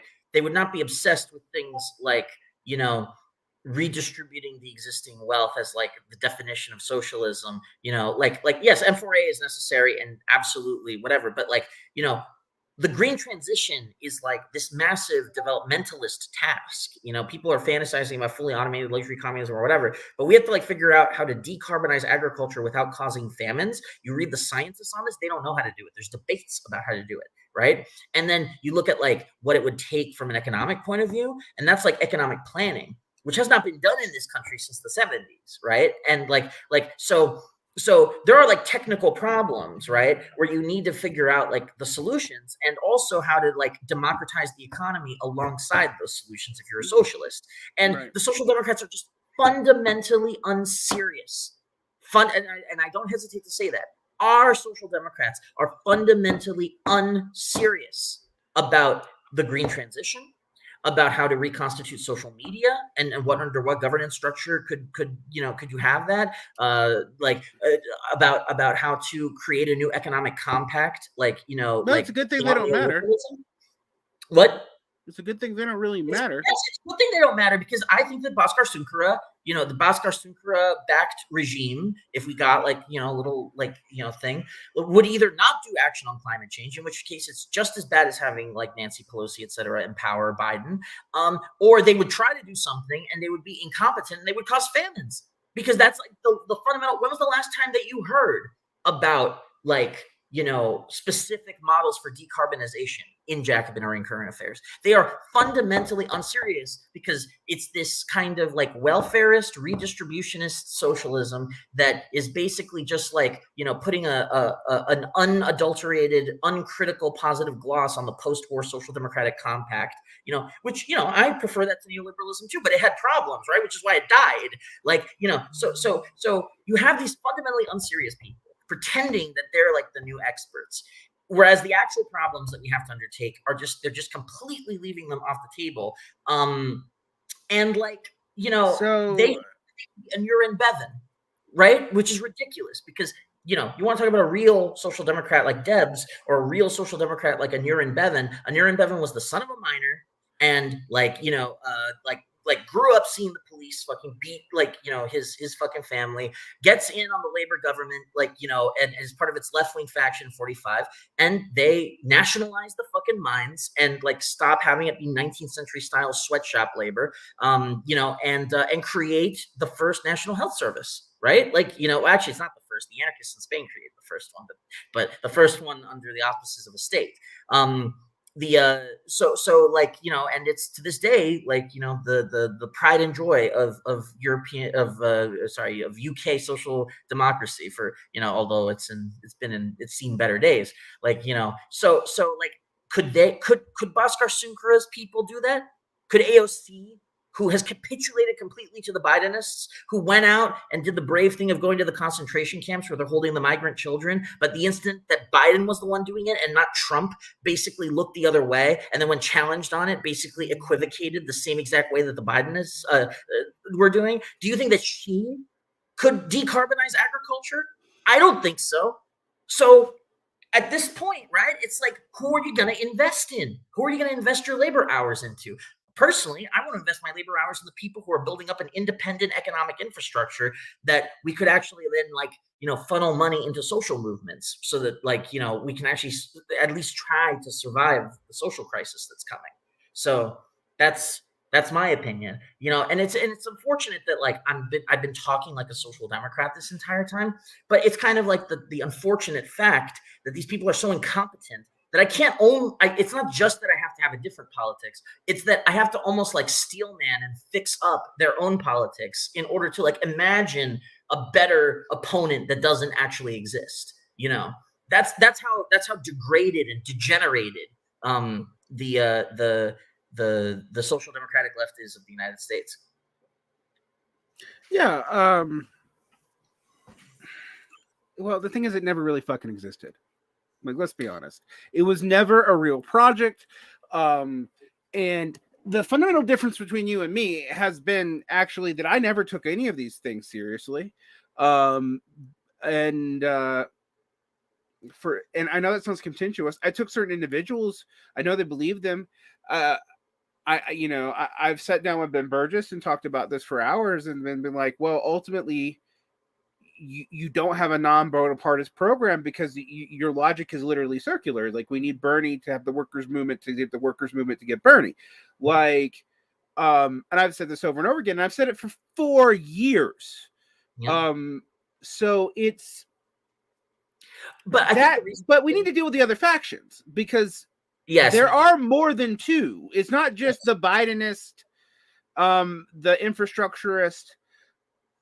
We spent an hour talking about the faction that isn't one. Yeah, right. The faction that could have been. Yeah, the very, very last time I do want to get to the GOP. I think that the reason I believed in it was because I saw what was going on in the rank and file, and there were some very exciting things happening in the rank and file DSA, right? Up to and including this bizarre democratic socialist / libertarian socialist like proposal, like, you know, that to me still seems like this really fascinating unexplored possibility by two writers called Alex Kolokotronis and Sam Nakayama. It was in like one of the DSA periodicals about how maybe you could use a referendum system to turn somebody who's elected with the with the endorsement of DSA into a kind of like mandated and recallable delegate of their, by their own volunteer kind of thing. It would have to be like a cadre, basically, like, to their constituency, which, and then the debate is like, would that be DSA or would that be, no, it should probably be their geographic constituency. But like, we have the technology for that at this point, like, because you can do like e-voting even within an organization, and all you have to do is scale it up with some cash. You can easily do that. Like, so is it a crazy idea? Maybe it could work. I have no clue. I know. I don't know. I mean, like, never got the chance to even like, try to build something out. Yeah, right? I know. All the possibilities were constipated from the beginning by these people who thought that Bernie could rule by executive decree, which is just like, which is something, to be fair to Bernie never even said. I mean, that was the wild thing to me, is I've been like, your Bonapartist figure isn't even offering a Bonapartist program. Absolutely. Like I don't even know what you like. He is not lying to you. You are lying to yourself about him. And that was the wildest thing, because I'd be like, look, I don't, and people got mad about Bernie being a salad. It was kind of, I was like, no, he wasn't that. Like, he's been what he's been. Mm-hmm. Like this, he did tamp down on some of the anti DNC rhetoric, but not completely. Okay. But we still haven't dealt with the fact that there are still other factions. Yes. I don't like when we talk about the PMC, because it's not one class; it's at least four. And who are the four? Just briefly, I'm really curious. Management, which I actually think cuts Republican. And management varies. Academics are, and actually, I don't think these are classes. I think these are stratas of classes. Academics, sure. which is not really a class so much as a specific kind of disciplinary action that we all go through, and it kind of limits your way of thinking. You should write this. It's fun. Professionals who tend to be progressive in their politics, sincerely, but there's a limit to that, and that limit actually often is workers' power. And creative classes who are weird rentier class that it's almost lumpenized from their others. So I don't think they have a coherent set of interests. I think they have at least four, and I could maybe even come up with others if I really thought about it. That's why they're not really classes. But the other response that I kind of push back on very gently with the class unity people and other workerists is their vision of the productive worker is at most, even when you include people outside the United States, 20% of the population, and in the fully developed world, 13% or less. And has always been.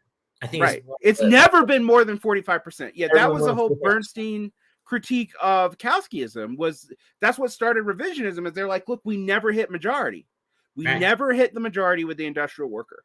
And you know what is revisionism? Okay, the chat, prepare to be mad, because all of you believe this from what I can tell.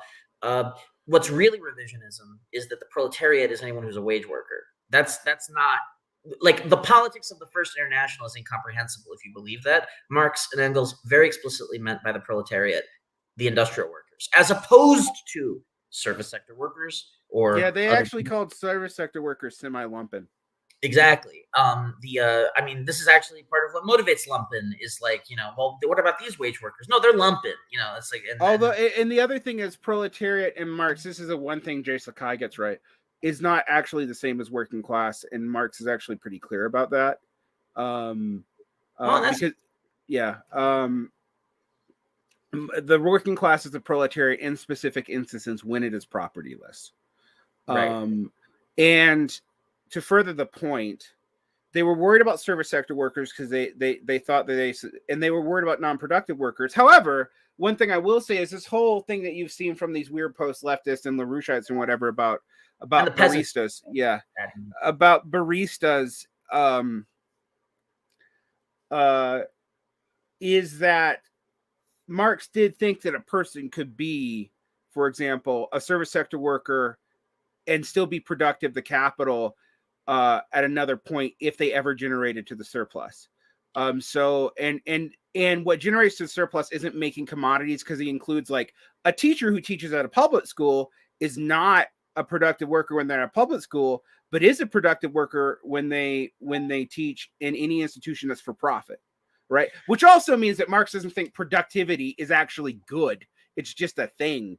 Now, all that said, I've come to be convinced that the Marxist hatred of peasants, which came out of specific conditions in France, was bad.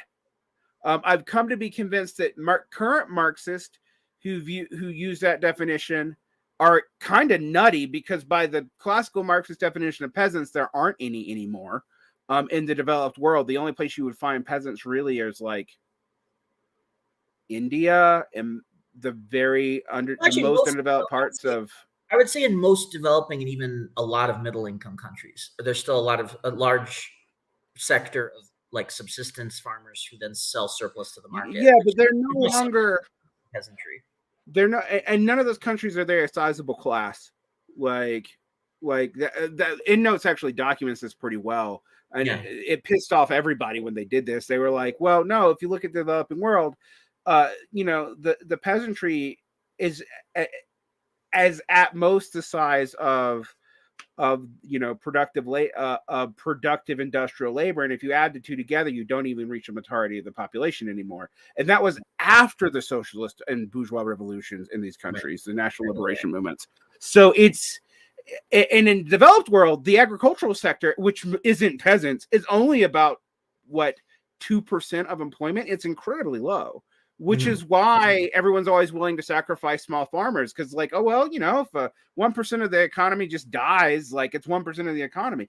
And if you think that I'm not right about that, it was really bad under Trump. Like Trump was appealing to those people while also passing policies that starved them. Yeah, no, absolutely. I mean, and this has been the story with politicians, honestly, is that they'll use culture war stuff to pretend that like they're on these guys' side, and then they'll give it all to Monsanto or whatever, like but okay. Got to make a difficult choice. This conversation is great, but we got to get to the GOP because there's some. Let's go to the GOP. We'll save the other factions, which I like to, because I kind of listed them last night. It was the Republican soccer moms who vote Vim in the national election, the rentiers who have progressive values, but as soon as taxes get high, become Jeff Bezos, are in the worst case. Because taxes aren't even high. In the worst case, they become Elon Musk, where they, take it out on all society, that they're not seen as progressive anymore. There's a bunch of and the class elite, and this is the point I think we really do have to hit home. The class composition of the Democratic parties is fucking nuts. It is literally the people, the middle class and lower, who vote, which is only about half of them, even in the best turnout years. Right. And like the oligarchy, and the urban oligarchy, right? It's what it is, and so it's like it weirdly reminds me of like the king making allegiance with the peasants against the fucking nobles. Like it's what it reminds me of historically as a praxis. Jump over to the GOP though, because this is where that class shit gets weird. Right. So I mean, like that's actually an argument that the fascists are using to say that there is no authentic working class movement, except perhaps them. And if you really get them to pin them down, they'll admit that they don't believe that an authentic working class movement is possible. Right. That's implied in Michael Lind. That's implied in Peter Turchin. That's implied in, because they believe in the natural aristocracy of like the superior people who, by virtue of their superiority, deserve to rule because they're fascists. That's what they believe. So like it's a little difficult for them to. But I mean, this is a contradiction within Nazism and Italian fascismo as well, right? Like I mean, like that's the how you get the political coalition and what you actually believe, and then how you rule are all three like separate things, right? But anyway, and these also are one thing I point out to someone is I take a middle ground between like the Daniel Besners and Adam Tooze, who point out that none of the conditions of classical fascism exist right now, and they're right about that. But then I point out, but they do in a lot of these people's heads. Like these people are not the soldiers coming back from Germany who bought on the Somme.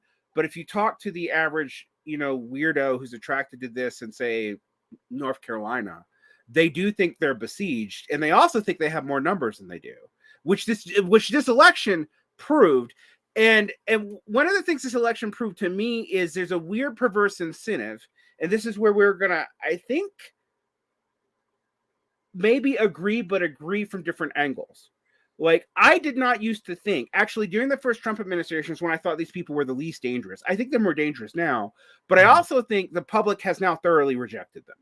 Like, and a lot of the Democrats who thought that there was this massive wave that all their neighbors were all secret fucking Trumpists and like everyone in America is really a fascist, which I have never believed. Right? I have never thought that was true. If I believed that, I wouldn't believe in democracy. Like it's as simple as that. Like, because, right, exactly. Like I do think the common person is an anti-fascist. I think the common person is a spicy social democrat, to be honest. Like, I mean, most people, you ask them individual policy planks, and like they want pretty much like post. Yeah, my former conservative stepdad, who was a strong conservative, and then like a Ross Perot, and then like slowly became a Democrat out of frustration. With what people he increasingly thought was fascist in Georgia. And this was not a man who was progressive in his racial politics or his gender politics or anything. But during the entire time, he wanted at least a public health option.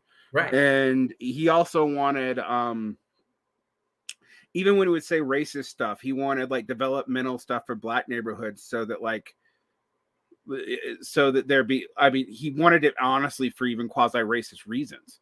Like, it's like I can imagine the kinds of things that he said, like probably like that's how I don't have to live with them. They'll have their own nice neighborhoods. Or kind whatever, of, right? yeah. I mean, he's gotten he actually did during the Obama years. He was one of the like kind of reactionary Obama brothers who didn't go back to being reactionary. And I've actually seen one of the few people I know who, as he's aged, has become less racist, but because it's pretty rare. But but it's interesting to me because it kind of proves that was the point where like the Michael Brooks of the world could get me, because I'd seen that and I'm like, okay, fine. My politics are more radical than that. It's mostly because of travel, and also because I've read Adam Swiarski and other people, and I actually think social democracy is always structurally doomed. But I also thought that I can't fix the structural doomness of social democracy until we've at least got that far. Right. Like, I mean, I actually pretty much agree with that. Can we though? I really, and I'm just anxious because of time, because I really yeah. You got to do stuff. Let's talk about what happened with these weirdo. Because one of the things that I saw a libertarian friend of me who sounded like a social democrat, who was like coping. Who's like, well, the anti-market people got rejected, so we'll see the pro-market libertarian wing of the Republican Party come back. And I about fell over laughing, because I'm like, they're gone, motherfucker. They don't exist anymore. But this is why the analysis of the GOP is so important and has to be done so carefully, right? Because I think that the GOP is not actually one faction. I think it's another one of these clusters. I even think the para-fascists or the post-fascists are not even one faction. Like, that's true too. Yes, there's the theological ones, there's the race and IQ ones, there's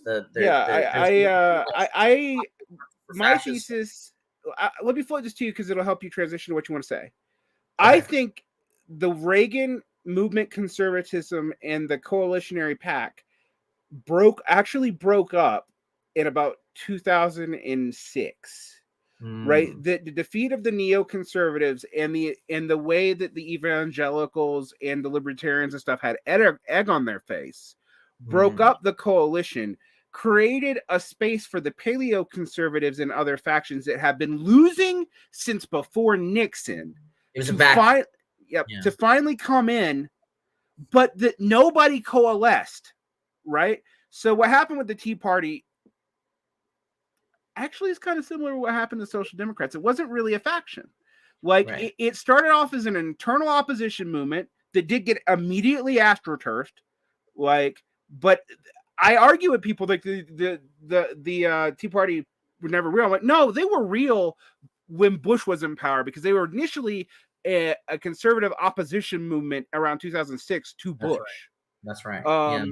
And then when they got all weird and super racialist was when they were kind of bought off, and also the moral majority people. I mean, by the Kochs, right? I mean, like, yeah, literally, yeah. And this is actually like really important what you're saying, like for what I'm going to say. So I just want to highlight, like, the sequence here is pre-existing thing gets funneled, basically purchased by a oligarch-backed faction. So in this case, Freedom Works is the instrument that the Kochs used, which then turns them into the instrument of the oligarchs, who then promote it to pursue their own ends, which in the case of the Koch brothers was not fascism, but was tax cuts. Like, they're just these like coal, natural gas barons who want permanent tax cuts and neoliberalism forever and ever, right? So this is useful for my analysis of the fascists, and which fascists are a threat and which ones are not. But anyway, sorry, Varn. No, so I think movement conservatism, because I think also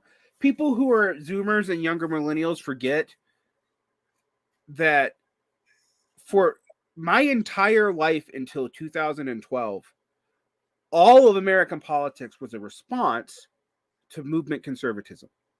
All of it.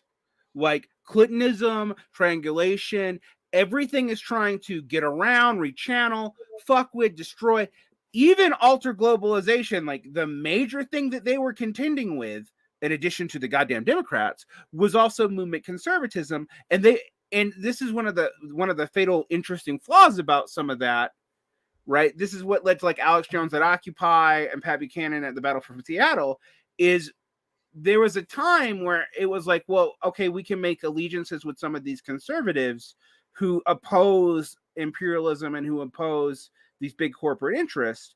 And again, people may forget this, but it was a common thread. Like, people would brag about how Paul William Craig was on Counterpunch, and like that we could work with antiwar.com, despite the fact that's what got me into those circles in the first place when I was a conservative.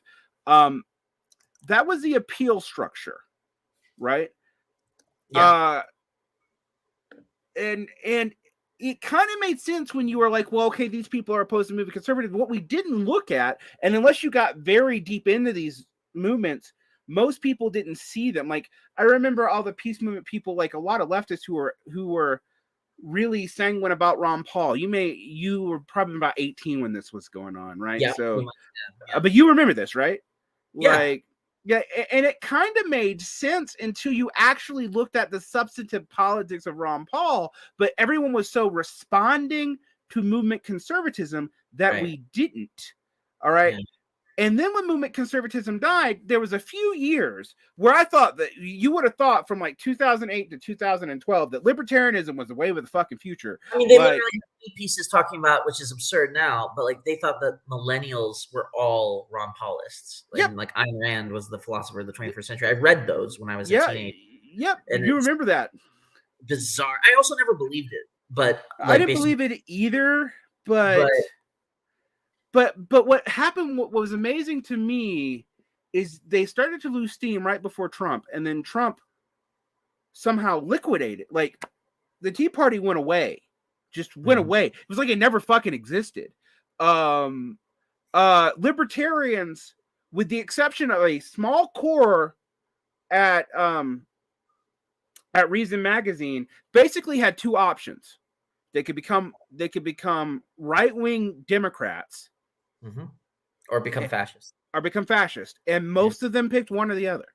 Yep, Some of them even became Marxist, actually, which was weird. Actually, I was going to say the third option there, which actually I would say as many as a third picked, is that they realize, because of what's happening to the other ones, that like, oh, wait, there's something fundamentally wrong with this philosophy that I adopted. And I'll actually, because those were a lot of the ones who came into like my neck of the woods. A lot of people like joined libertarian socialism because they were like, could there be a socialism that's libertarian? And like, you know, it's funny because they were civil libertarians for the most part, and like I think that how fast people were willing to sell the civil libertarian out for the economic libertarian became it was a wake up call for some people. I will say I kind of half admire some of the holders on at Reason Magazine, but eventually Tucker Carlson got him anyway. So, they're like Trotskyists in the 80s. They have like their right. little newspapers, and they have like their little, Right, exactly. It's like, yeah, they're very similar to like the remnant of Trotskyists that survived through the 80s into the 90s, and then kind of started coming back on the scene in the middle of the aughts. Underdog, it's that whole situation. Right.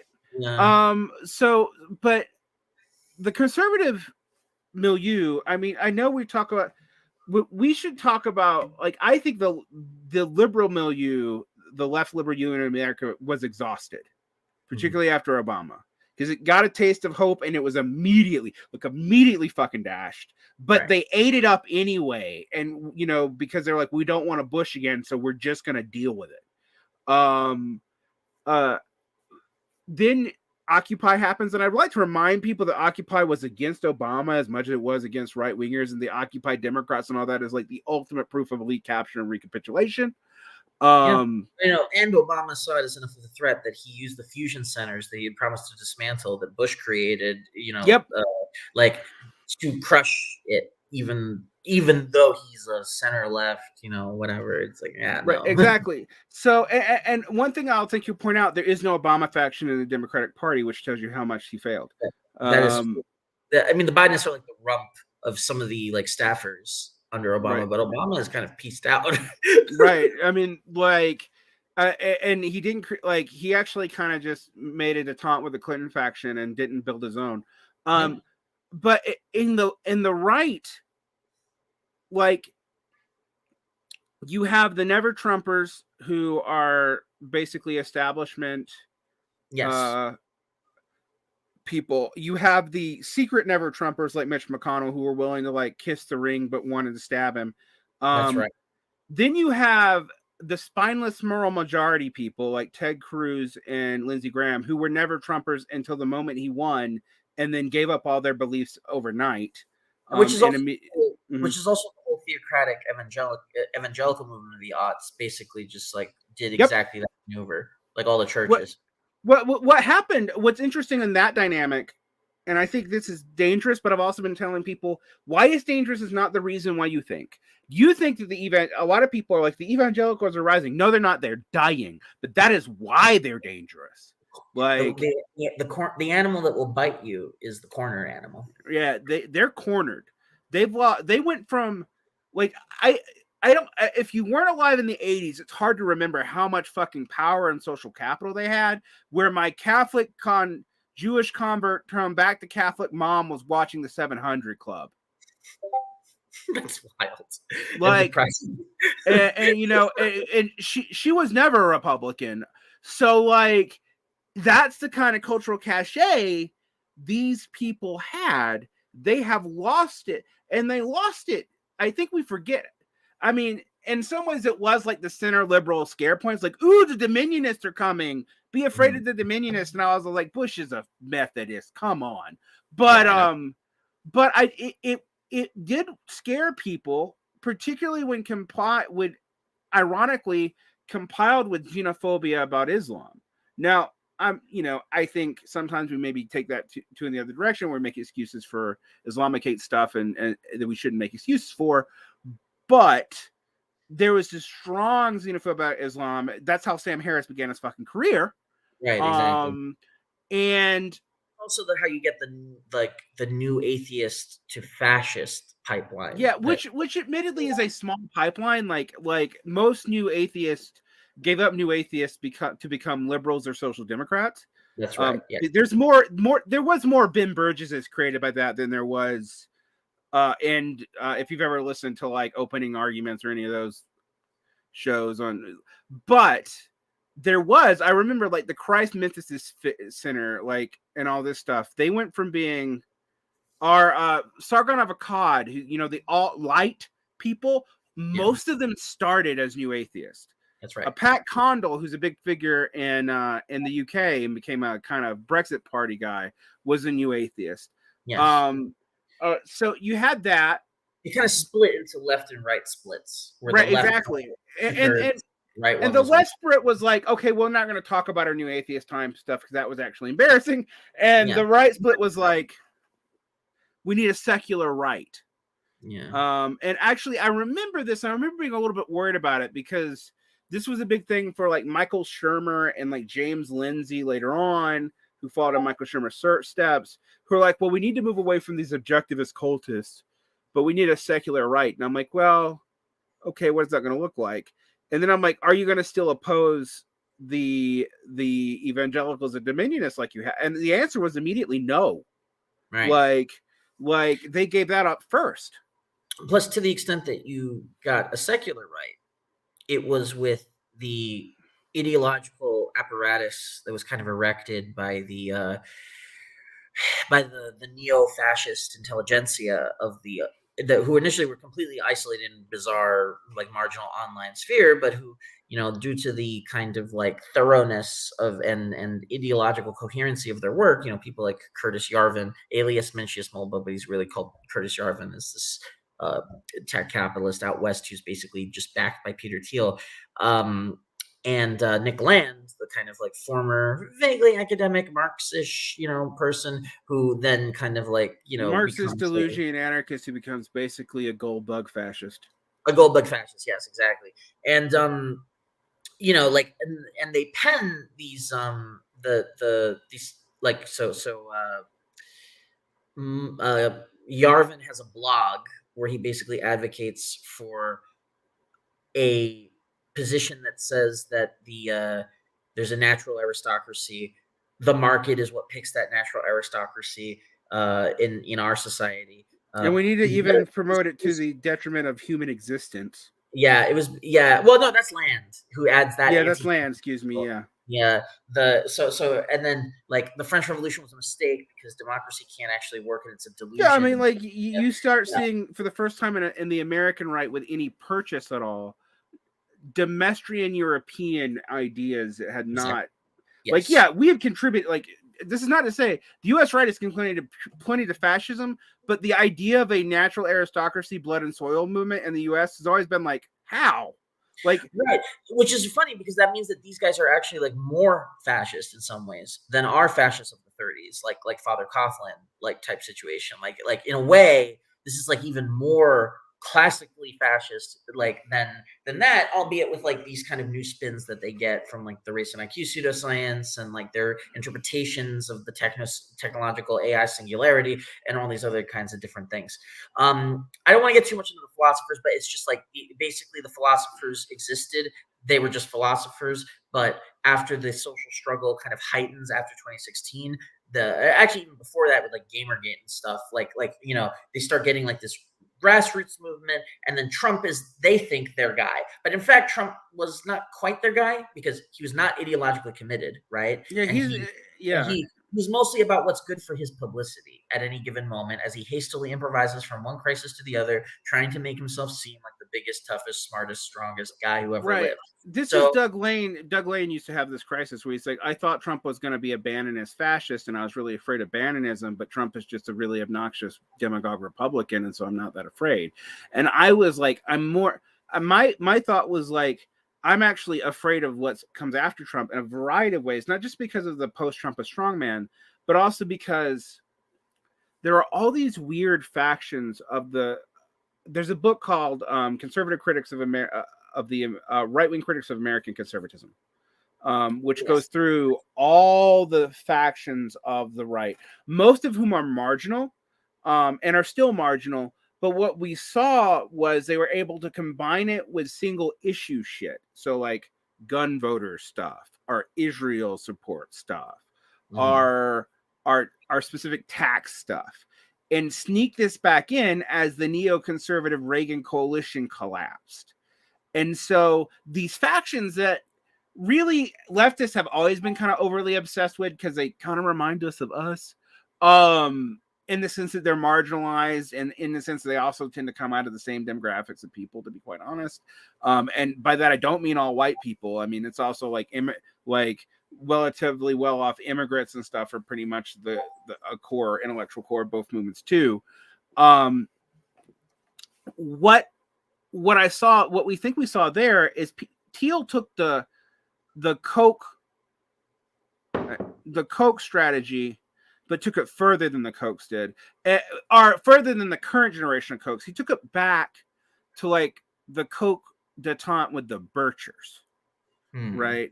So where you take radical factions and you fund them, and the Birchers became a core of movement conservatism, but they were like the crazy Leninist core of movement conservatism, like Phyllis Schlafly and all those guys. They were like secret vanguardists of the right who were aimed to take out Marxists, and they deliberately used Marxist tactics to do it, and religion. Well, Yes. Thiel has taken that strategy. I don't think he believes in all the fascist shit he's promoting, but I think the idea is whatever the new coalition is needs a coterie of crazy vanguardists who can infiltrate movements and just do crazy shit. And he's throwing spaghetti at the wall on which of these factions will be the faction that can recohere things. Yeah. Okay. So I mostly agree with what you're saying, but I do have a slightly different analysis, and we disagree on some fine points, which are actually important for prediction. But I kind of have to go on a bit at length about it. All right, go. All right. So I think that the Trump phenomenon is completely misunderstood, but without understanding it, you can't understand the balance of forces within the GOP. Trump is a narcissist and a kind of buffoon like Berlusconi, who has authoritarian instincts but has no ideology. He doesn't even do the ideology that he thinks he has right, because, for example, he started the trade war with China on a theory that they're stealing industry from us, which, but then he doesn't do an industrial policy to build up the industries that were supposedly being stolen. So he doesn't even know how to do that, right? So Trump is mostly this kind of buffoonish imbecile who does whatever is good for him. He just has remarkable instincts for publicity. Really, I mean, he's a genius of publicity. And he has the genius of saying two things that contradict each other at the same time, and thus keeping different factions together by them hearing what they want to hear in his contradictory statements. Yeah, and saying it with utter conviction in the moment, because he's just a kind of and that's a publicity thing, right? That's more to your point, but that's how deep the publicity goes. That's why you could never pin down, yes, Trump had 1,000 white papers on his webpage, but it wasn't what he did. And you could never put down what he did. And even if you listen to his speeches, other than who he hated, you didn't know what he actually was going to do or believed, because he wasn't that he didn't tell you what he was going to do. He'd tell you contradictory things in the same speech. So if Trump, by my own admission, is not a fascist, then why am I worried about fascism? Because I was never worried about Trump per se. I mean, I was and I wasn't. I was only worried about Trump in as much as he could become the fascists' man, right, in Washington. And so the fascists are an extra parliamentary faction. They're a social movement. This is what people have to understand, right? I agree with you on this. A social movement with billionaire backing, but we'll get to that in a second. So the question was always, will Trump, who only cares about what's good for Trump, elevate as his advisors people who are ideological fascists? And the answer was initially yes, which is why I was terribly worried about the possibility of a Putin, Erdogan, Orban-style presidential dictatorship, because Trump didn't know how to do it, but Bannon did. But the thing is that there were many people floating around the Trump administration, including the old neoconservatives who were trying to kind of come back on the foreign policy side, and including the neolibs. John Bolton. Exactly. And the old neolibs who certainly did not want to give up the neoliberal economic program. And in fact, until COVID, Trump basically governed as a right-wing neoliberal president on the Reaganite mold. And what ends up happening is that the core fascist cadres that were elevated by Trump from the rank and file movement, people like Steve Bannon, people like I forgot. There's a whole parade of them. The guy that Chapo always makes fun of with the Middle European accent.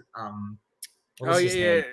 Gorka, yeah. And then he also appointed a couple of paleo conservatives to the military, and he tried to. That's right. He tried to also deal with an authoritarian but peace-oriented military faction led by people like Mad Dog Mateus, who right.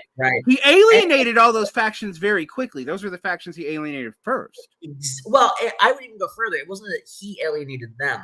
It's that they alienated themselves from people who caused trouble for Trump.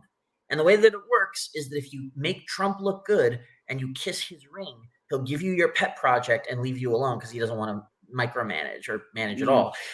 Whereas if you make Trump look bad, you're out, you're fired, right? I mean, like everyone's seen The Apprentice. So that's what happened to them is that Bannon literally, this was in, I think the healthcare fight, like Bannon went into the office of like Lindsey Graham or something and like embarrassed himself by demanding that Graham do something that he had no leverage to force Graham to do. And this basically just like made Trump look bad. So out Bannon went. And this was the fate of all of the fascists, the ideologically committed fascists in the Trump administration, except for Michael Anton, who persisted in his very prominent arguably position. maybe Steve Sellers, Now, because if that was, Sellers is weird, but well, I don't. But Saylor wasn't in the admin or anything. He's just a commentator. No, that's true. He was just an advisor. But I mean, he did survive all the purges. Okay, I see. Well, okay, but so if that were the end of the story, then it's like, okay, great, fascism averted, right? But that's not the end of the story, and that's what I'm trying to kind of like. The reason I'm going through this history is because in order to understand the current balance of forces, you have to understand two things that fundamentally changed. One was that this grassroots fascist movement reoriented itself towards building up a base in civil society, and especially among the intelligentsia. And then the second thing to understand is the way that things kind of broke in the Floyd uprising. So we've actually already talked about that, where like now the fascists know that the police, the Border Patrol, and the Department of Homeland Security are on their side, whereas the military and intelligence, the upper levels of the military and intelligence services are not. That plus Russiagate and whatever has kind of like actually deepened in some ways their willingness to create like radical authoritarian extra parliamentary maneuvers. I mean, they frame it as this like Judeo-Bolshevik, conspiracy called the Cathedral, where like leftists are actually the ones in power in all the media and in all the their weird theory about how the middle is actually running the entire country and there's no elite. Yeah, exactly. That's bizarre. Left actually won in every substantive respect because society arcs left for some reason. But basically, like, therefore you need to radically dismantle and reassemble the administrative state outside the constitutional bounds of 1789 in order to do this. So this theory, which is essentially a sequel, right, to the neo-reactionary theories of Yarvin and Land. In fact, Yarvin is now one of the big patrons of this because he now has money from Thiel. I mean, he's basically Thiel's right. And you've seen it. You've seen him like publish in like legitimate conservative publications now, which would have never happened 5-6 years ago. So these theories are basically the sequel of the neo-reactionary theories, but they have plausible deniability because they only dog whistle about like the race and IQ natural aristocracy stuff. But like old heads know that that's what they're saying, and what they prefer to talk about is that they're, for example, post-liberal, right? They don't believe that liberal democracy works and it doesn't deliver the goods. And so they've made common cause with people like Patrick Deneen and stuff who I really do believe are not racialist, but who are like Catholic theocrats, basically. Exactly. And in fact, it's actually the Catholic theocrats who are doing a lot of the intellectual legwork of constructing the theories. So despite the fact that Catholic theocrats will never rule in America, if or when fascists do rule in America, it will have been due to the intellectual work of a lot of Catholic theocrats, like especially Adrian Vermeule, who is basically constructing the theory and to a lesser extent the practice of, we should have our cadres do a long march through the institutions so that we seize control over the most anti-democratic parts of the administrative state, like the Supreme Court, to basically impose, integralism, the unity of religion, of church and state upon society.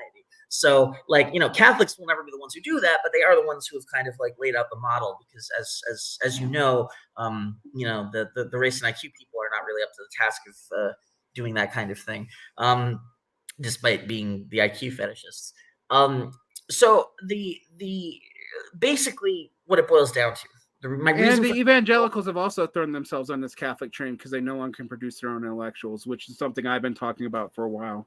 People get bored of it, but it's actually important why the national conservatives are a linchpin and how they do serve as both plausible deniability and a way to siphon off not whole factions of this disaffected social democrats that we were mentioning earlier, but as people realize that the social democrats are not really a faction, there are going to be people who sell themselves out but they want to sell themselves out to an anti-liberal faction.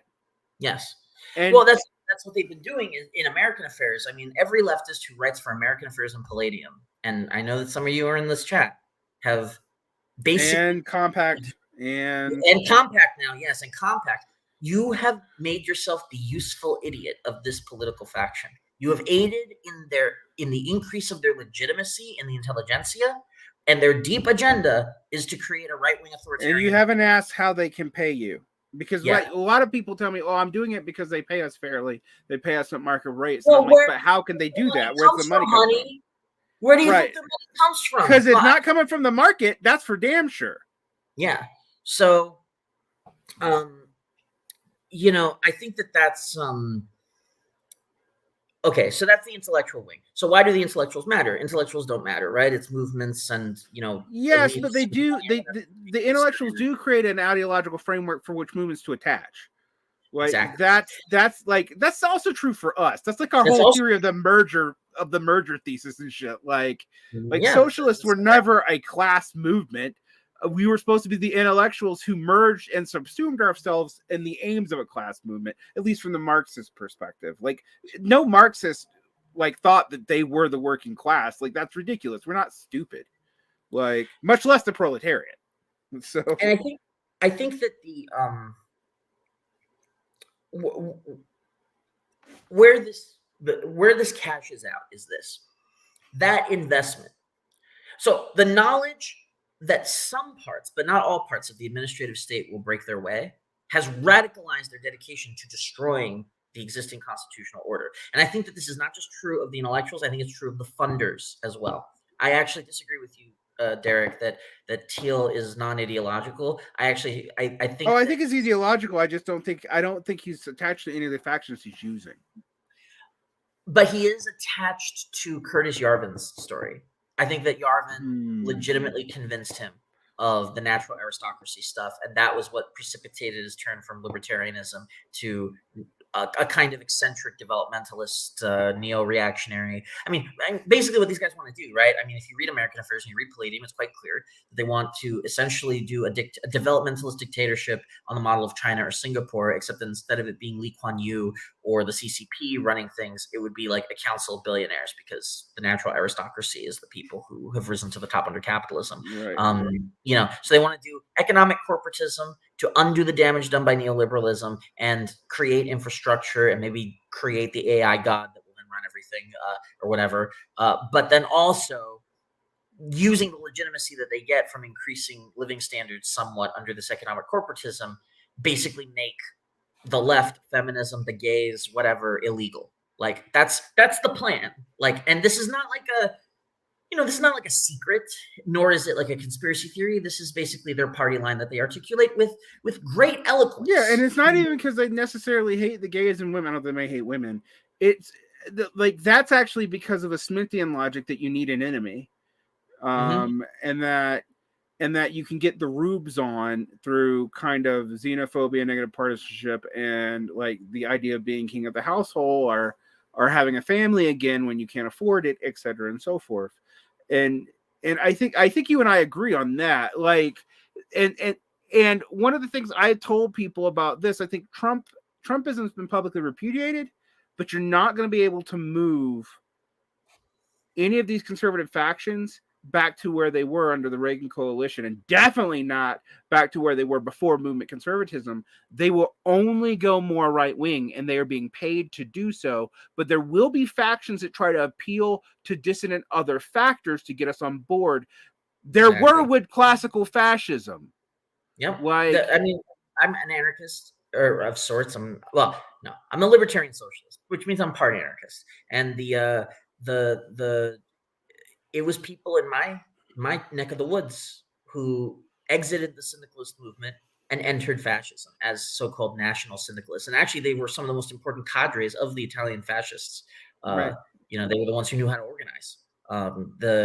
This is history. This is not like, you know, so I'm not saying this from a position of like holier than thou, more pure than thou. No, like this is if you don't have an analysis of the political economy of how these people are trying to create a kind of right-wing authoritarianism, then you will be their useful idiots. It's so you need the analysis. So that's the place where it's coming from. And this is where they're throwing spaghetti against the wall. Like this is why you see weird shit like I'm going to do a whole episode on this, but like, why the hell is LaRoucheism coming back?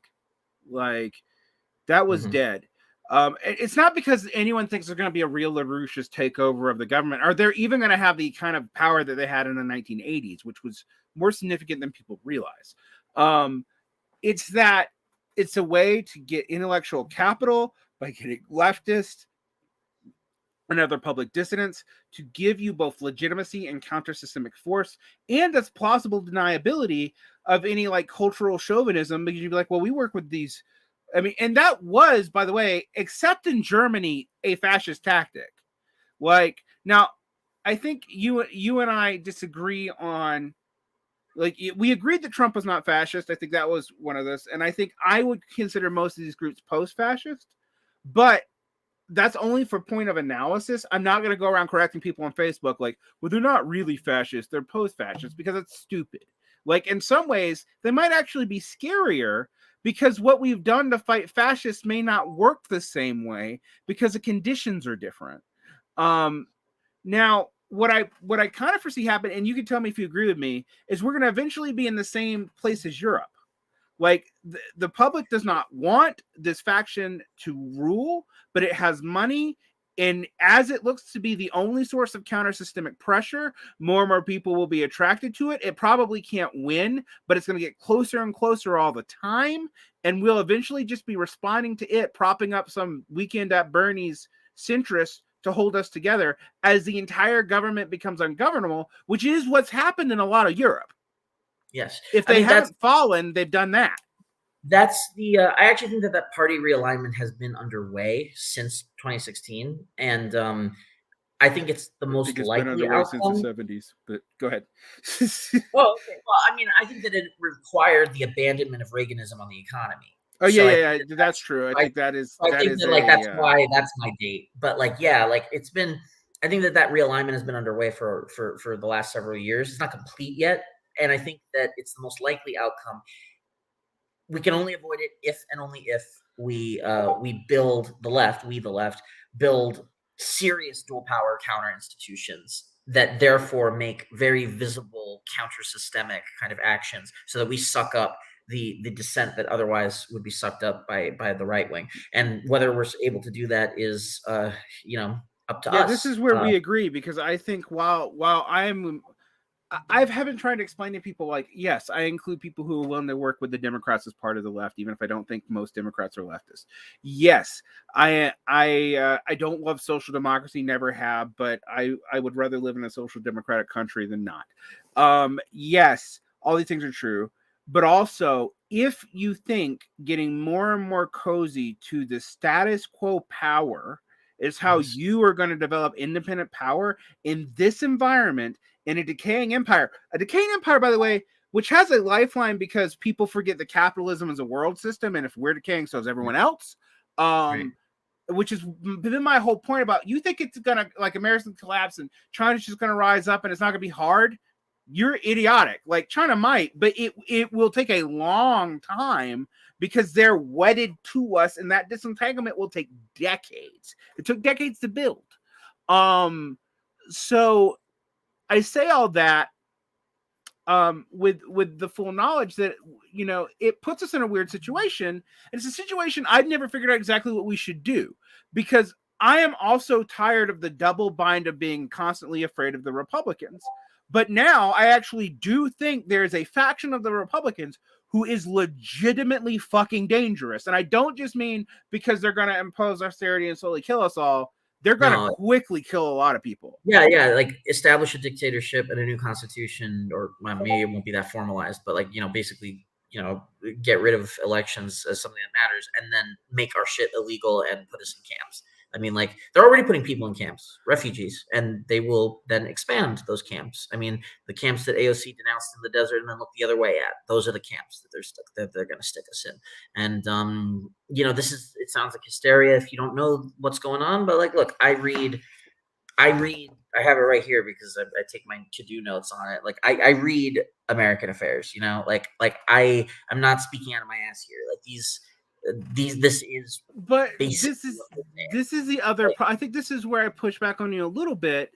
This is the bind we're in, because in so much that we also perpetuate mass fear of these people, we tend to protect the Democrats. Yes, no, that's the thing. We have to bash the Bidenists. That's why I'm out there every fucking day on Twitter. When I see one of these stories, like bashing them, which is why I got really offended when I saw that in an old chat. You called me an anarcho-Bidenist, which I'd never been. I was a Bernie bro at most. You were an anarcho-Bernieist. Yeah, anarcho-Bernie. No. You're not a Voshite or any of that bullshit. I think that's an important thing to deal with, because it's going to seem, I admit this is going to sound incoherent to people, where I'm like, we need to attack the Democrats more when they're winning. Yes. And I know that makes it feel like, whereas it seems like we're willing to attack the Democrats when they're losing, which doesn't make a lot of sense. I mean, it makes sense in tribalistic terms, right? Because like low key, you actually see yourself in Blue Tribe. Like if that's you're just like the edgier, spicier part of Blue Tribe, if that's like your mentality in terms of like your in-group, out-group dynamics, then yeah, you're attacking the faction, and you want to be in charge of the faction, but and it's easier to do it when they're down. But if you actually see yourself as something fundamental, if you want to be something fundamentally counter-systemic, and I think it's vital that we are, because if we lead the counter-systemic to these paramilitary, because particularly as they're, and I think this is one of the points that you wanted to get to, as they are more alienated from electoral means, they will push more conspiracy theories and whatnot. And if that doesn't work, they're going to start taking more desperate measures. And it's not just going to be a joke like January 6th, which was a dangerous joke, but mostly was a joke. So it'll be like the more competent version that is honestly at this point with the fragmentation that I think was revealed by 2020 is not as hard as people think. You have to be the right place at the right time, opportunity seizing, which is, eventually the laws of sociology will produce a fascist who is smart enough and well positioned enough to know that. And it's just a matter of time, because the social crises are not going away. They're only getting worse.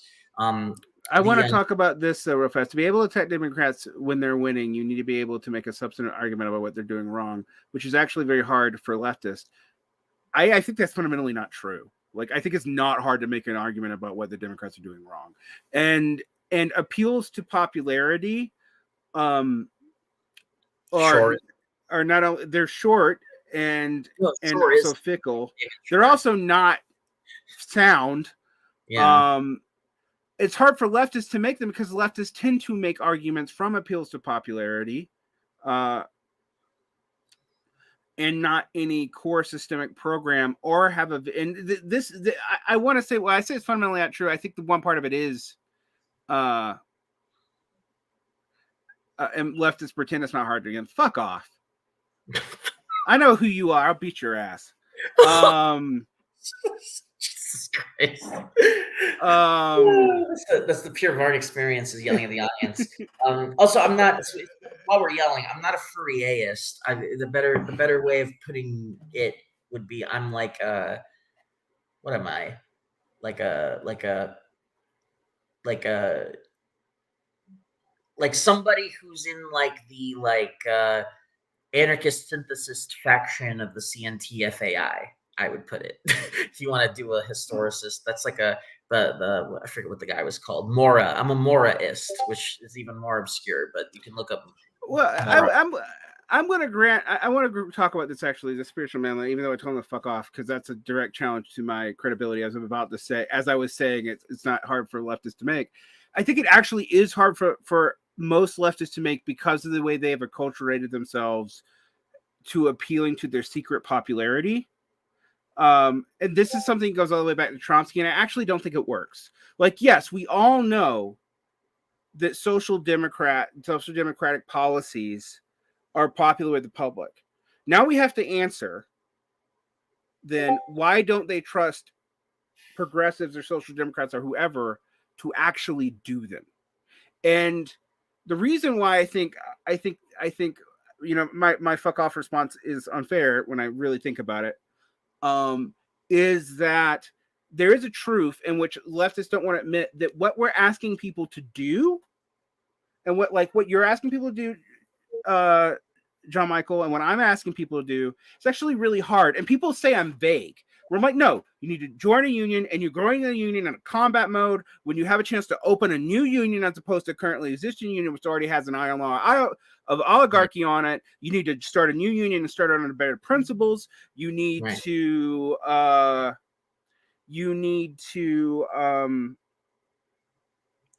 mean, like if there's a if you know an industry and you know how to do something, and then you see an opportunity in terms of the money, like start a co-op in it, both for publicity if it's something that you can use to promote the movement, and if it has a real revenue stream to it that produces a surplus that can be reinvested or done something with, throw it at social movements and use that. I mean, because that's what the Black Cooperative Movement did to back the Civil Rights Movement, as Jessica Gordon Emhart wrote in the magazine for us in issue 1. Like, and that was, like, yeah, sure, it's cooperativism, it's not socialism. I fully agree. But it's an economic engine for funneling money into foundations that funnel it into the hands of, like, anarcho, commie, whatever activists. That makes you more independent when Peter Thiel comes knocking and wants to be your sugar daddy. And then maybe you can have, a sugar daddy that's like a group of workers and not a sugar daddy that's a fascist billionaire. Yeah, this is the thing. What happens with a lot of well-meaning activists is they get tired of dealing with liberal bullshit, and they get tired of losing out to NGO money, and they start justifying their actions based on where their money's at, and they become one of three things. All right. And it's real hard not to do. And I think this is where the guy that I insulted, who I know his name and I won't say, actually has a point. Here are the three things you're likely to become. You're likely to become a media figure. And like, I see the call. It's there. I see the incentives. It's there. Right. And then virtue ethics of self-abnegation, which is tough in the first. And you have to limit what you do. Like, I don't monetize this channel. I do take money because I can't justify the amount of time I'm spending on this, unless I'm making money from it. And if I have anyone do anything for me, I pay them, like, as a rule, which actually puts me at a competitive disadvantage. Right. Oh boy, have I. The amount of people who use interns and shit for everything on the left is a little bit disgusting. I've even like for example, my intro and outro were made by someone as a project, and I almost didn't take them because they didn't want me to pay for them, and I was like, no, I'm gonna pay you. We were the same way with the video. We insisted the video promoting our launch, like both the filmmaker and the movie, and the music, the composer, Jesus, I can't remember how to say things, didn't want to accept money because they're like personal friends of the collective, and it's like, no, we will pay you. It won't be a ton. It's not what your labor was worth, but like, this is like because otherwise we're being scabs, right? Like, and that's.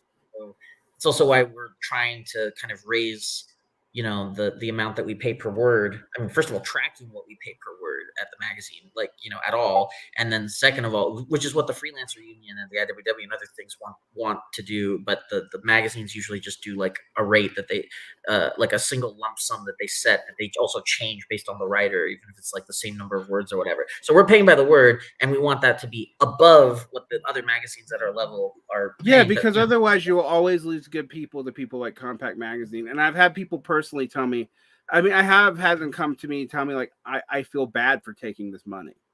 And in one case, I actually do think the person needed the money. In a couple of cases, I'm like, you really didn't need it. But in one case, they really did. And I'm like, I put it, and this is who would pick it. And I'm like, okay, I get it. I have people who've written for Compact on my show. Like, I don't love it, and I'm pretty explicit about how I feel about the magazine, and I think it's kind of gross at best and probably far worse. And it's hard to keep this stuff open. Like, so A Compact Mag was started by a Marxist, Edwin Aponte, who I don't actually believe was ever a Marxist, a social democratic theocrat, and an actual theocrat. Yeah, and the social democracy is skin deep. They're not like DSA people or anything. They're like literally like people who are trying to like attract like people in like the stupid pole sphere, the like anti-identity politics, like class reductionist type sphere, like trying to attract them to a right wing, like intellectual Trumpist politics of the sort that had been established by like American Affairs or whatever. It's probably backed by Teal. At least that's the rumor in media land. It's they certainly are backed by somebody because they're paying like ridiculous rates. And they're paying ridiculous rates, and the reason to move the Compact from American Affairs is Compact's for profit, so it doesn't have to let out who's actually funding it. And exactly. A lot of the other things have a lot of these other things have fallen apart. Post leftism has just become reactionary. Stupid poll has died. And the main editor, sorry, last thing, the main editor is a national conservative instrument. Like he is an avowed NatCon, National Conservatives, being the label under which these people are politically organizing in Washington, and like that's why. And you see more and more Marxist, even for, like people announced to Jacobin, and being pulled into these circles. Like I've seen people who are announced to Spike come and speak at these but not just them. Like come and speak at like NatCon. Conferences and whatnot, and people like, oh, they're just a weird faction. I'm like, they're a weird faction with an inordinately large war chest. We don't know how they have, and avowed commitment to like right-wing authoritarian dictatorship. Like, I mean, that's what they want to do on the government side. Like, but they're paying. This is the Bellows. The Bellows was grassroots, and then it failed because of an internal faction fight, and then one of the Bellows guys went over to Compact, and that's the story. Yeah, and he's been outed and brought over from somebody who used to be more related to Zero Books, Nina Powers, who's replaced him. And it's kind of, but now there's all these like former Marxist academics in Britain who are now in the circle too, and a lot of them are around my former employer. Actually, can you promote that country's comment, because that's for folks who Compact Mag is a Teal sign-up started by a guy who scammed socialists into a bait and switch, funding what turned out to be a post-left quote-unquote publication called The Bellows.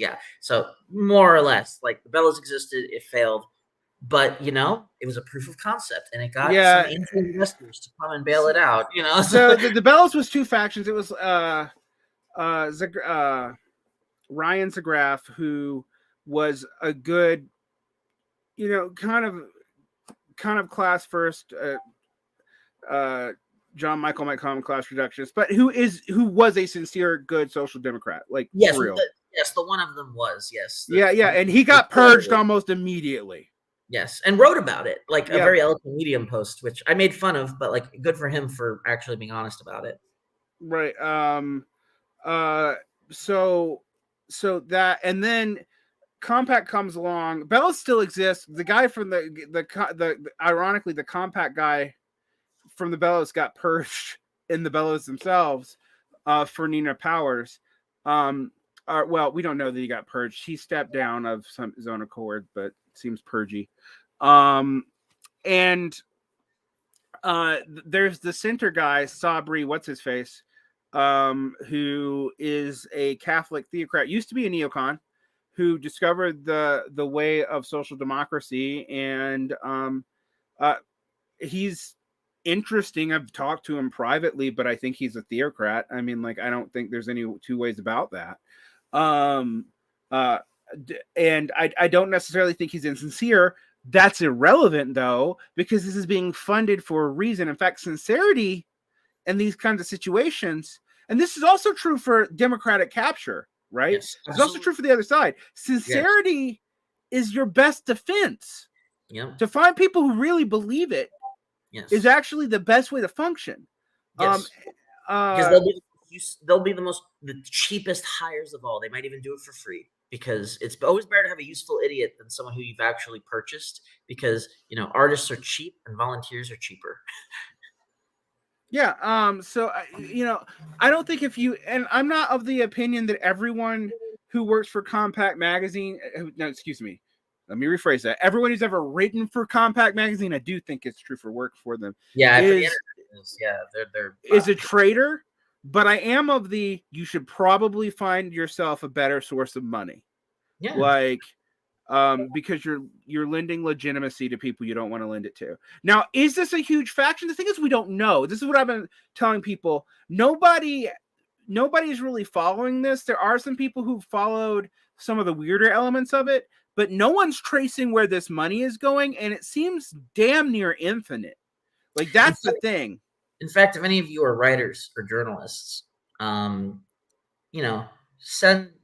send editors at strangementors.coop any proposals that you might have for how to trace the money flows, because I've tried. I'm very interested in publishing and paying as big bucks as we can muster to anybody who can figure out. Don't over promise you're a co-op funded by your subscribers, but right. But speaking of which, I'll have to make a money pitch at the end. But that's a story that we're very interested in publishing. Because I would love to, but I've never been able to find it. I've found suspicions, and I've found links, and I've found things that I felt privately that I could act on, but I've never been able to find a smoking gun on this one. This one's hard. Well, I mean, and hey, Peter Thiel, CIA guy, right? I mean, that's basically the ugly. You learn when you're a CIA contractor, you learn certain things, and I think that's kind of the unfortunate side of this is which ironically, because the CIA is Bidenist as far as I can tell in its actual alignment, but when you're unscrupulous about who you do business with, it sometimes creates So I guess our thing is we're going to be in a very weird, strange situation. Was a CIA contractor for the comment. It's not. I just mean that the CIA's venture capital fund hired his company Palantir to create basically like the graphic user interface for mass surveillance technology that the CIA was using. I mean, that's like the short version of it. It's more complicated than that, but Left Jesters for Natcoms don't lend legitimacy. They don't have it offered. The question is, then why is someone spending hundreds of thousands of dollars on it? Mm-hmm. Like I have I can tell you what I know. Even if you are a no name, they pay market. But if you are above a no name, they pay up to 10K, and I know that. I know it for a fact. I've heard the same. And I don't think it's a grassroots movement. Don't get me wrong. There's other grassroots stuff is going to be NRA. It's going to be APAC. It's going to be all kinds of other single issue shit. That's how. And it's going to be evangelicals fighting for their existence. It's going to be appealing to incels and divorced dads who feel like the world is coming down on them when they live in yes. Yeah, it's okay for a single article. Yeah, I've heard rumors of the same thing. I can't confirm, but I've heard rumors of the same situation. Now, it's not most of the writers. I will say that. It's like when they're trying to get a big name. I mean, but you do have to wonder who, they're a weirdly for-profit, low subscriber base that has a ton of capital money, and none of the people who edit it have that kind of money. So, and they're for-profit on American Affairs and other things, so you cannot trace their donors. So can I quickly tie all this back to the election? Because this is actually the point that I wanted to make.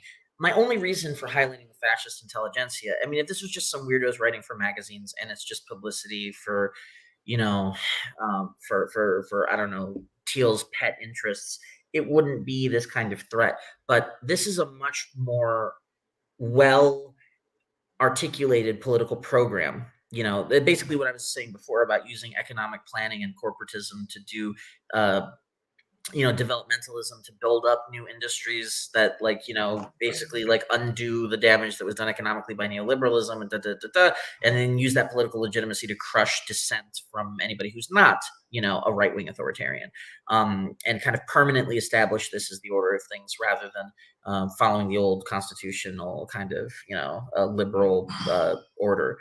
So if that's the agenda, why is it scary? Because basically, this all happened when the alt-right started to fall apart. They started making this concerted effort. the money men especially, and then the old intellectuals who were isolated like Land and Yarvin, to create a kind of effort to convert more respectable intellectuals and therefore to kind of like be influencers in the policy realm, in the hopes that, because see, the initial plan here, which was articulated by Michael Anton in the predecessor magazine of American Affairs, which was called the Journal of American Greatness, which tells you everything, right? Michael Anton and basically argued that you should have like an intellectual Trumpism. Remember, Anton is in the Trump administration, so this is why he's thinking this. Like, Trump is an idiot, but he's our idiot. And if we can feed him the right policies and kiss his ring so that he gives us our pet projects, we get our program pushed through. Right. And right now, this is why the public repudiation of Trumpism is so interesting, because Trumpism is not a thing. There is no Trumpism. There's just Trump. Trump is also still a threat, by the way. But I mean, like, but he's less and less of one. They were trying to invent a Trumpism, like an intellectual program. The Trump himself is like incapable. I mean, like, it's like quite funny. These are pretty clever people, who are looking at very serious things that, like, I'm looking at with my friends at Strange Matters, for example, on economic planning and how to do it. I mean, they're unfortunately, American Affairs is pretty far advanced on that research program. I still think we're better than them, that we know things that they don't. But nevertheless, like, they're pretty far advanced in knowing, kind of like recovering the same kind of corpus of knowledge that we're recovering, because that knowledge is, I mean, all knowledge obviously has a class character and so on, but developmentalism has left, right, and centrist varieties. So it's a set of tools that can, to a certain extent, be used by multiple political factions. So, Urim Hazoni of the Edmund Burke Foundation. Yeah, I know this, but this is what I say. I can't prove this is the actual funding line. You cannot prove a funding line with this. And if you were to try to make an article arguing this, you would be legal. You'd be sued for libel, and it would stand. I mean, like, yeah, and Thiel has a record of that. I mean, that's what he did to Gawker, and that was on a that was in a case where, well, I guess that was a privacy thing, as he didn't do libel. So like this, I actually. Like, I knew this and I've thought about this a lot, but I'm like, there's no way I can prove anything just because of those associations. Yeah. Now, putting out a bounty, if somebody wants to prove it with evidence, I mean, but good luck. Submit, yes, but also submit to us. Like, basically, the thing to understand here is that, like, they had a program, and this is what I think the upshot of the election is. And I'm a contrarian on this, actually. I think that it's quite possible. We don't know yet. It kind of depends on the race in Arizona and how it turns out. But it's quite possible that actually Peter Thiel's a winner tonight, and I'll explain why.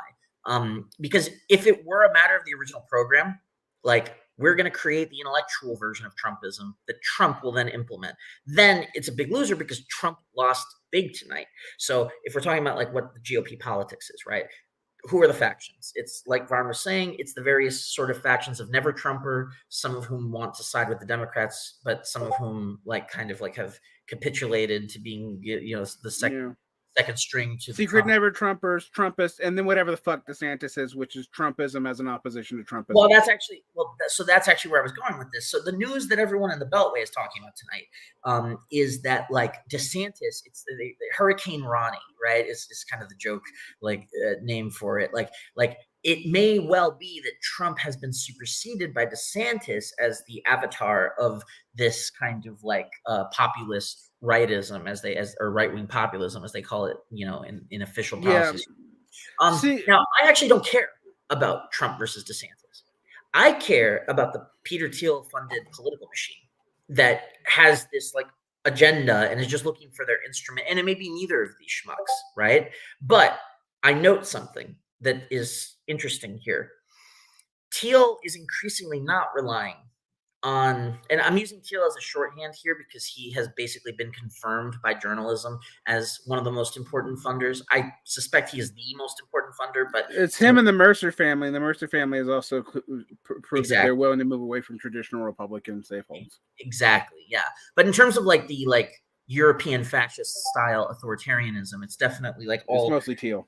It's Thiel. And that's proven in the journalistic, like, mainstream journalistic press, which is why I'm not scared of libel for saying it. I mean, like, we could disagree on the labels. You can call it right-wing populism or whatever, but like, that money is coming from him, because like Vanity Fair has proven it and a whole bunch of other places.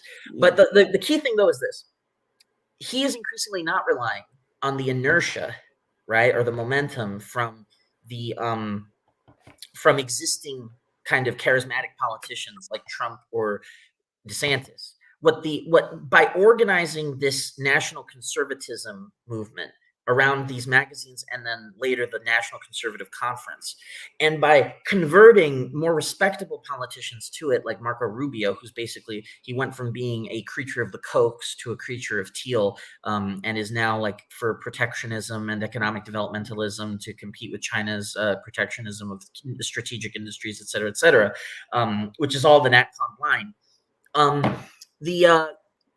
He is increasingly experimenting with funding candidates directly.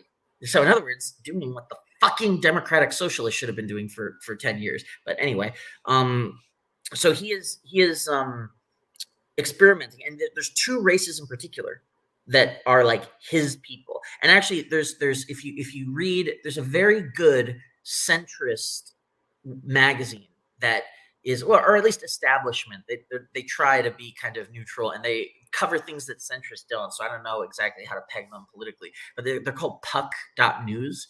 And this new website, I mean, it's glossy. I'm sure that it's like a basically like oligarch-backed operation by some eccentric, but it's basically got a bunch of staffers who run this like glitzy gossip thing of Beltway stuff and Silicon Valley stuff. But you get kind of like the behind the scenes story. And they've been doing a lot of articles about Thiel, in fact, because he's increasingly recognized as a kingmaker on the Hill. And one of the things that they noted is that so the Republicans have their equivalent of the DCCC. I forget what it's called, but like their own party fund that is controlled by like McConnell that gives money out to candidates. And Thiel, after disagreeing with McConnell, basically said, fuck you, I'm going to do my own money, right? Like to these two races, Blake Masters and JD Vance, who are basically doing the American affairs line. They're trying to do this like right-wing economic populism, authoritarianism to try to like win over the white working class and like petty bourgeoisie in order to like, basically fight the professional managerial class cathedral that controls everything, 3 parentheses marks. I mean, the whole deal. And JD Vance won by a lot. And Blake Masters, although he did less well than expected, he was leading, and then he was behind when I got on this phone call, and there was still 25% of the vote left. So I don't know if he's won or not, but there's a chance that he'll win. And I think that what is good for Trump, or what is bad for Trump, is not necessarily bad for Thiel, because this may be, if both of those candidates win, and JD Vance already has, a good night for the national conservatives, in as much as like we're talking about like the hardcore of national conservatism, which means that in the bloody power struggle to come, now that King Trump has fallen, basically, because all his QAnon candidates like fucking Dr. Oz, have just completely collapsed into a fiasco, Peter Thiel may be able to make the argument that because Vance and Masters, or if Masters loses just Vance, won, national conservatism is the program that can win. And then from there, he can use his own money combined with that kind of rhetoric to be like, sign on to these pledges and I'll give you money. I'll become the kingmaker. So the GOP is about to kind of they're going to kind of descend upon one another like cannibalistic dogs left on a desert island. They're we're already seeing it. Like this, like Trump is trying to fight DeSantis now, and it may in fact, I think it's going to buy Biden time. But Thiel is not thinking about this in terms of 2024. He's thinking about this in terms of the next 40, 50, 60 years. Exactly. And that's the difference. He wants to position himself as the one who picks, right? He wants to be the one who coronates. So we may get a President DeSantis, or Biden might get a second term, but don't think of it that way.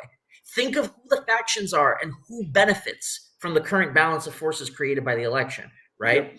Like, that's what you have to be thinking about, because that's how the enemy is thinking.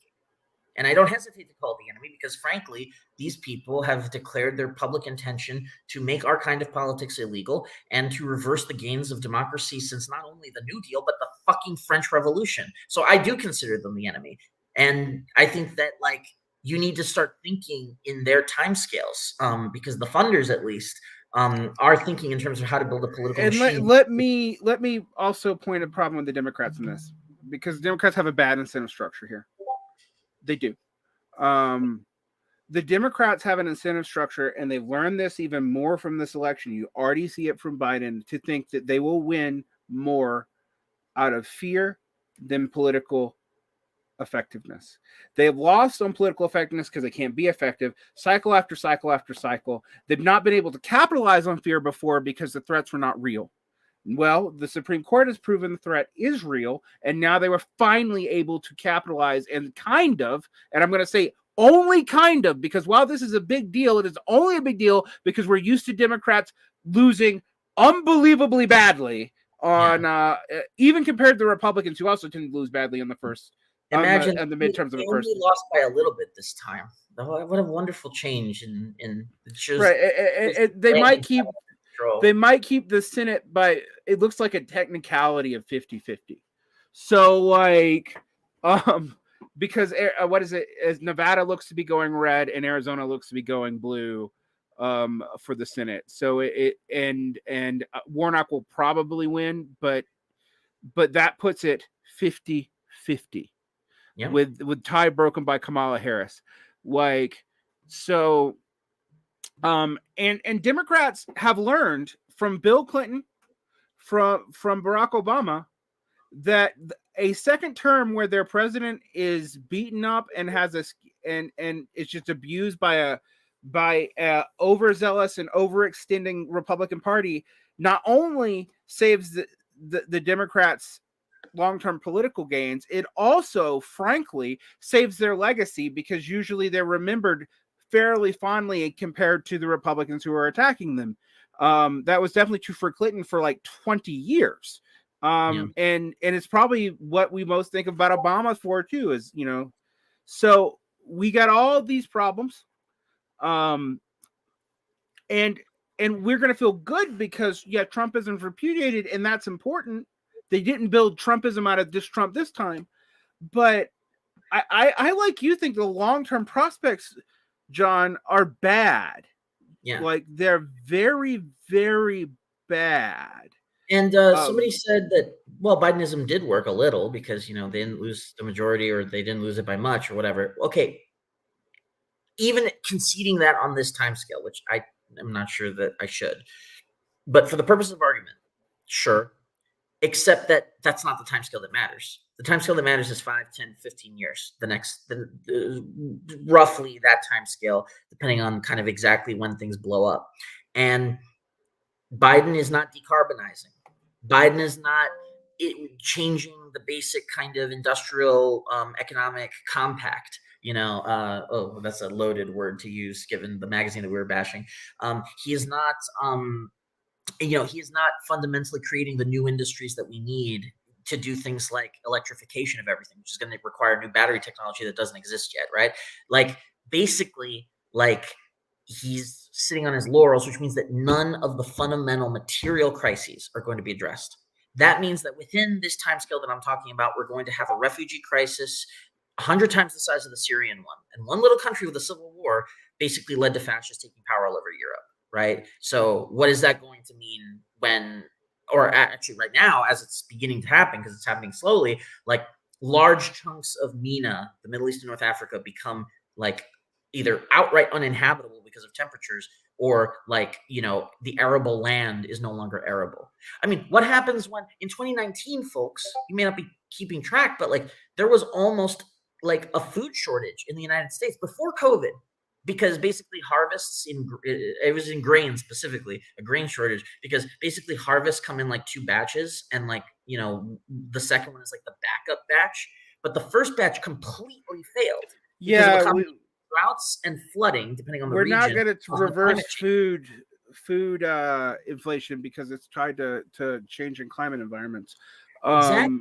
And also the cartelation of world food sources, and the Ukraine war exacerbated all that. But I've been talking about how those chain lines are breaking down, and they were breaking down before Ukraine. Ukraine was the final stress.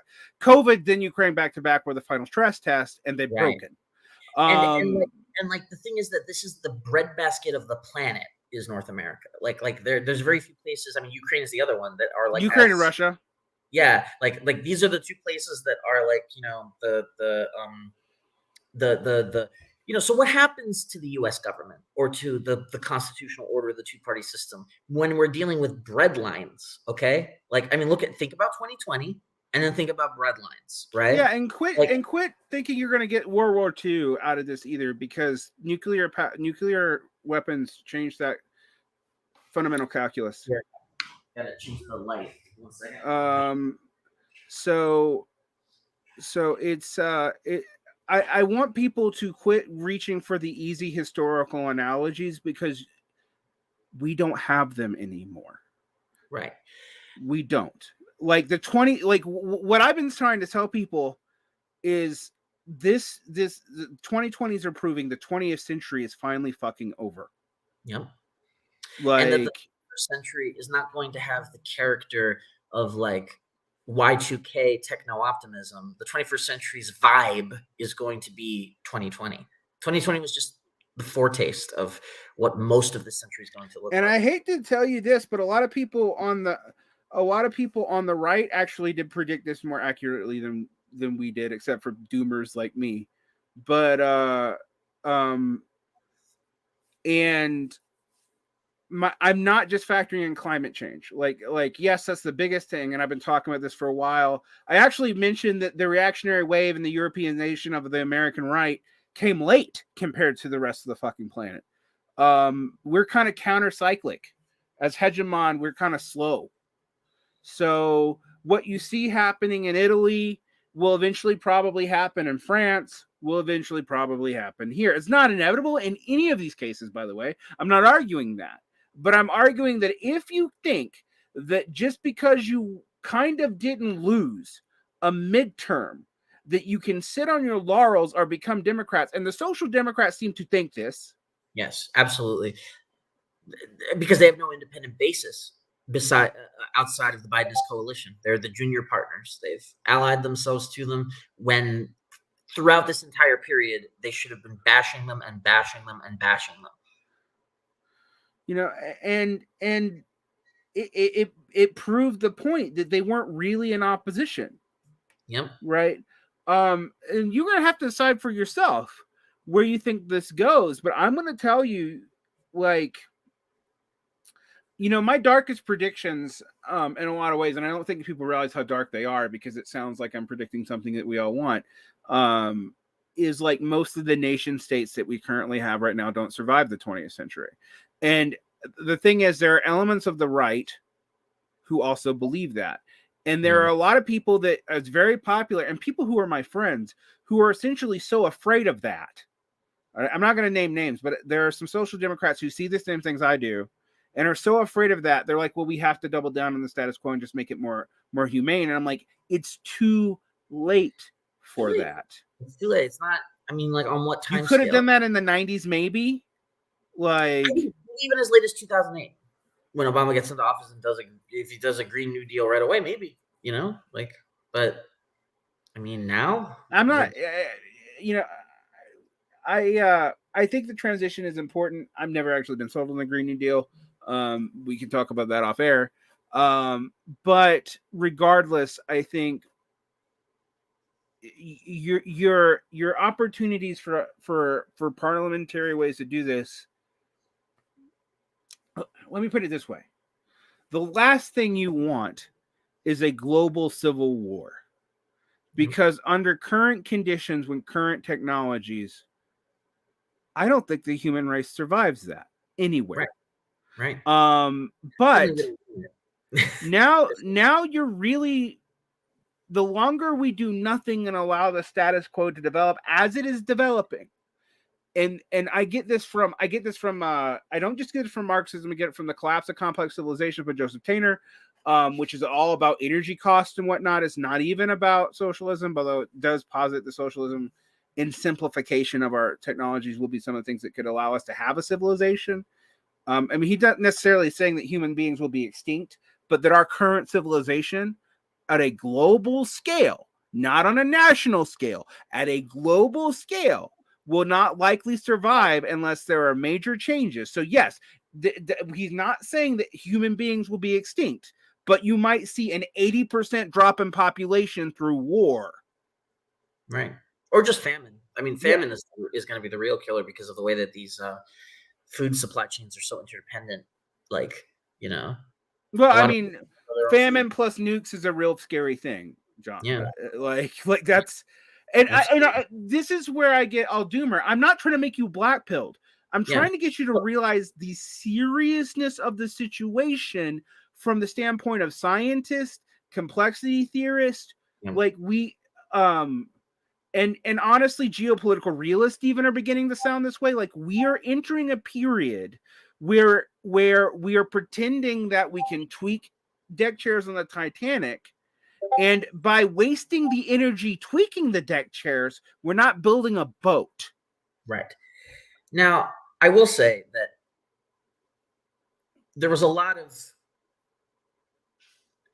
of people, including a lot of very smart people in the 1930s, who saw things going ways that they didn't like, to say the least, and who posited the more or less the inevitability of the kind of self-destruction of industrial civilization. And mind you, they didn't have nukes and they didn't have and they didn't know that climate death was coming.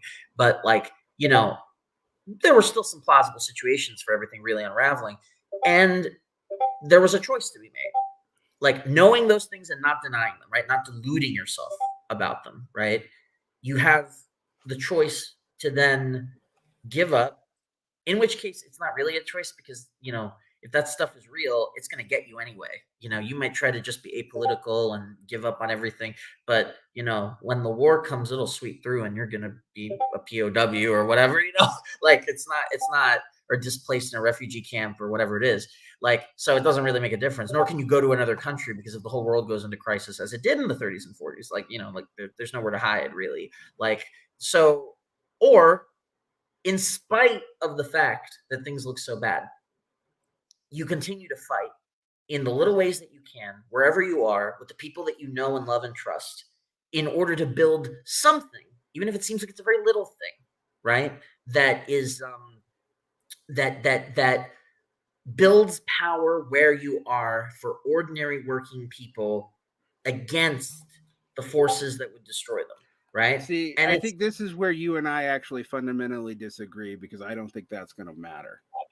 Like, I remember talking to somebody in your magazine and they're like, well, I might be fine here in Secaucus. And I was like, no, you won't. You will not be fine here in Secaucus. Like your local people are not going to be able to protect you. Yes, you can grow food in Secaucus, but you have no idea the scale and energy required to do that. And you won't have access to it. And I think it depends, right? Because like, I mean, some places during the Bronze Age collapse did enough that they didn't suffer the same fate as the places that were the worst. So I don't know. I think it depends. I mean, like that's kind if you're in North America and you're not in the heartland, it doesn't depend. But then the power that you're building is the power to move to a safe haven for refugees, right? And like, well, see, this is what I'm pushing on you a little bit. We have to quit thinking about this binary between local and national. And unfortunately, the social democrats and the anarchists have been playing into this binary for a long time. We have to think about translocal and transnational, and we have to think about it now. Yep. Like one of Rain White, the guy who wrote the Climate Leviathan book, and he was talking about, climate Maoism. He's like, well, climate limitism's off the table, and everybody's like, we need climate limitism. You know what climate limitism is? It's left nationalism. Left nationalism, and right, it won't work. Absolutely.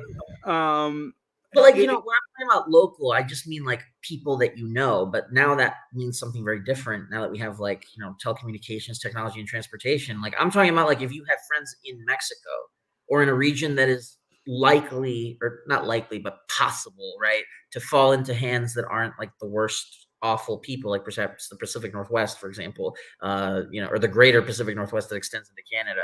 Like, if you know people in those places and you're not there and you're thinking like, what does my family do if everything falls apart?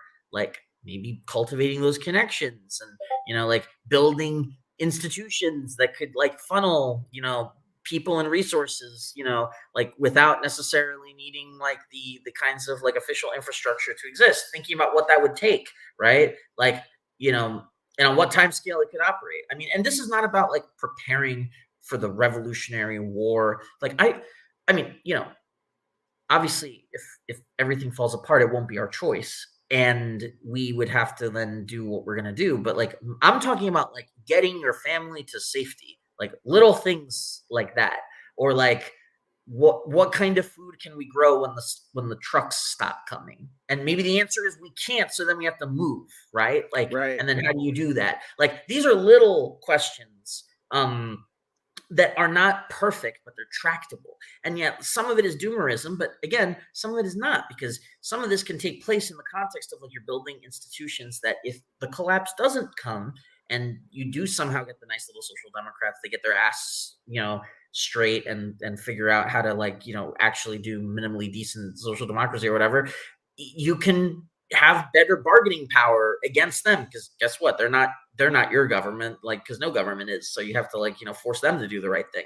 But if that doesn't happen, dual power literally exists for, let me explain dual power, and I will admit the Bolsheviks are the people who get it, which makes it interesting. The anarchists have used it. Actually, the people who've used it the best, if we're completely honest, are weird religious reactionaries, like someone mentioned like United Torah, Judaism, Hezbollah, Hamas. They do dual power. That's what they do. And here's how it works. In fact, right? like you build alternative institutions for two reasons. One, you prove to people that you can actually run things if you're able to be given power. Exactly. Two, and you skill people so they can handle themselves. This is one thing that Black Panthers were actually pretty good on. Three, if things go totally tits up, you have something because you built it. Exactly. Right. And that can even be just like agency, because you know what, if you're an individual in a situation like that, all those people who like collect guns in their little shacks because they're preppers of the right-wing variety, you know what they are? They're somebody else's armory. Yeah, so they're big targets because I can starve them out, and then like 30 people with sticks, 30 people with fucking sticks and stones, do a dedicated enough charge, that person's going down, and then suddenly those 30 people or whatever's left of them have an army, right? Or have an armory, right? So individualism is bullshit. It's all, human life is collectivism all the way down. Like, and what it really means is that if you want in a crisis or out of it, but we're talking about a crisis, right? If you want in a crisis to have agency rather than be acted upon by somebody who has agency, there's power in numbers and in coordinated numbers, not just the number of people, but people who know how to do things together, right? So even if your little community garden or whatever bullshit doesn't actually like have the ability to feed the city or even the neighborhood block, at least you built the beginnings of that, And I think that you should be higher than a community garden, personally. I got a lot of pushback from somebody when I was talking about the collapse of the town and country and why it was important, and a lot of I expect a certain amount of pushback from social democrats, but I also got it from like people who hate Bordiga, and I was like, look, might not like it, but you're going to need to take urban engineering techniques into the countryside and vice versa, and you're going to need to for practical reasons. Not just because it actually creates a less class society, and this is one of the few things the primitives write about, that if you have an own rural population that are totally segregated, you actually do have a class distinction. But also because it's just fucking more practical. Like if you want, and I saw this in South Korea, so this is like something I saw in real life. If you want to have arable land with high population density, you can actually do that by having skyscrapers in rural areas and having walkable mini market areas beneath them. They did it in South Korea because they had to, because they became an island because of the situation with the North, and because they're mostly fucking mountains and their soil kind of blows.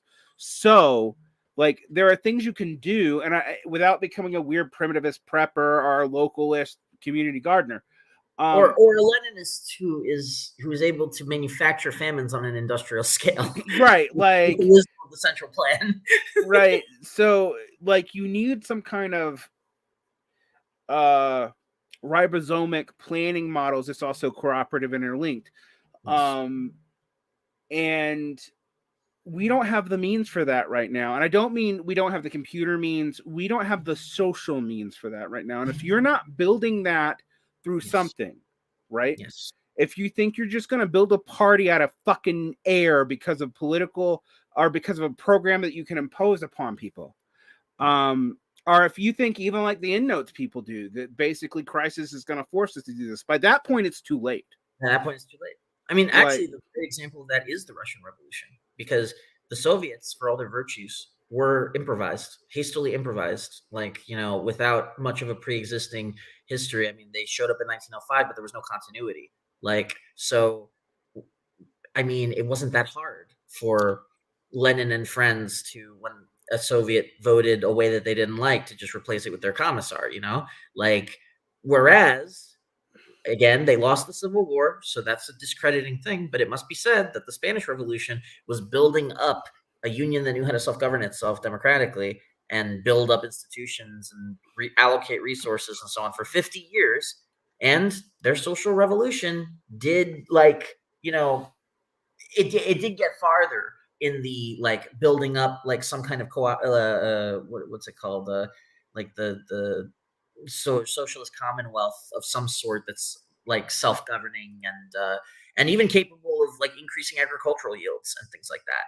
So, like, that's, again, they lost the war, so that is a big detriment to them. And you need to do a self-criticism that's like, why did that happen? It wasn't all external forces. So if people want to understand why I'm different from EndNotes or Theory Communiste, they're actually, I should probably write it down one day. I just hate writing anything longer than a poem, which is why you don't get articles from me. But and this is important to understand, listen to what I've said about EndNotes on Mortal Science, because there are some things I think they're fundamentally wrong about. And I also think the idea that outside pressures what will force us to communize, and if we build some of these institutions now, although they don't believe in institutions, if we build the riot conditions or whatever, the riots is going to destroy the supply chains and allow us to finally pile up all the stuff and distribute it communistically. Tell me how the little old lady's going to get her insulin. You know what I mean? Like, if you can't tell me that, then the answer is it's not going to happen, right? Like, it boils down to that. And look, like, I'm worried about what a lot of even like the palladium socialists are pushing. For example, they start getting all worried about declining population rates. And I'm like, we shouldn't be worried about that. On a world scale, we should not be worried about declining population rates. We should be worried about transitioning off of our standards that require constant population growth. Because apparently human beings do kind of naturally somewhat regulate some of these things. Not totally. And I still think we could easily overpopulate, but there's a reason why we're not Malthusians, because we kind of naturally adjust these things without mass die-off if we're allowed to. Yes. But if people start like encouraging like huge family answers to these social problems and this, that, and the other, if they try to do like a national population boom, you are setting things up for war. Like, and I know this goes from what you guys started talking about famine to talk about the apocalypse. I'm not actually apocalyptic. I'm not one of these people who thinks we're doomed from climate change. I think, however, we are running out of time. Yeah. Plus the Bronze Age collapse, which for me is the most, there's a lot of social science that indicates that it's probably our best proxy for what to expect in like the worst case climate scenarios. Like, that wasn't the end of the world. Nope. However, it was the end of most civilizations in a mass die-off, though. And the societies that came after it were kind of uglier than the societies that came before it. Exactly. It was the end of a world, right? It was the end of a possible trajectory for human development.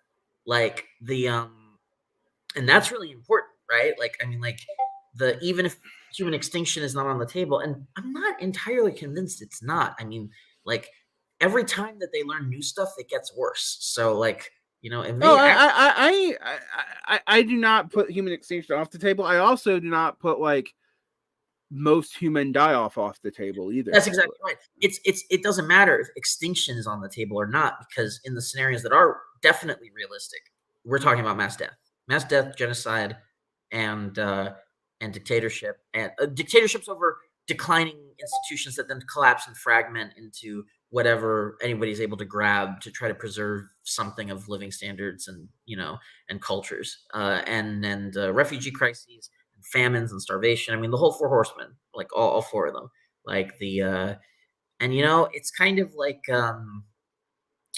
so therefore I think that like there is no escaping the responsibility to try.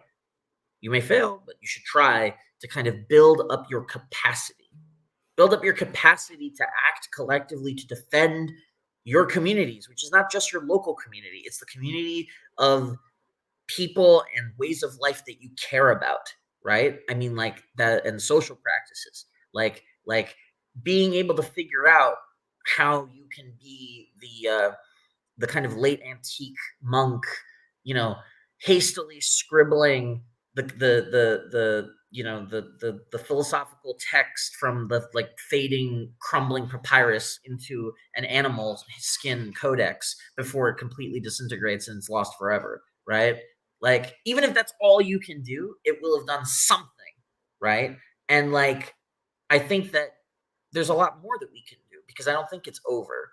I think that we are approaching a very ugly but also very chaotic political conjuncture. And I can't tell you what it's going to be or when it's going to happen, but I can tell you the broad outlines of it from this understanding of the factions and the material conditions. And so it's kind of like, okay, so now we have to figure out how, when that conjuncture comes, however it comes, we can push it slightly this way and not slightly that way, because that might make the difference. Maybe not even for you, but it might be something that triggers something that makes a difference for somebody else. Because these sorts of weird, ironic ironies of history and butterfly effects and shit, they're real. I mean, because all that they are is how complex systems react. And guess what? Yeah, this is why whenever I say stuff like I recently said capitulation of the imagination is betrayal to the future, this is what I mean. Because most people are incentivized to look at near-term or immediate gains. And the reason why the social democratic faction of the left is not a faction in the Democratic coalition, it's not a faction really even of the left that matters, is because it went for immediate gains before doing any of the work to create it. Now, that's also been true of a lot of these things on the right, but there are people on the right who are investing in counter-systemic institutions. Someone said, well, the Democrats have their oligarchs too. Totally true. But you know what the Democrat oligarchs are doing? It's defensive. Yep. All right. The offense right now is not on the left. It's not on the currently existing Republican coalition that is fracturing, but it is on the right. That is where the offense is.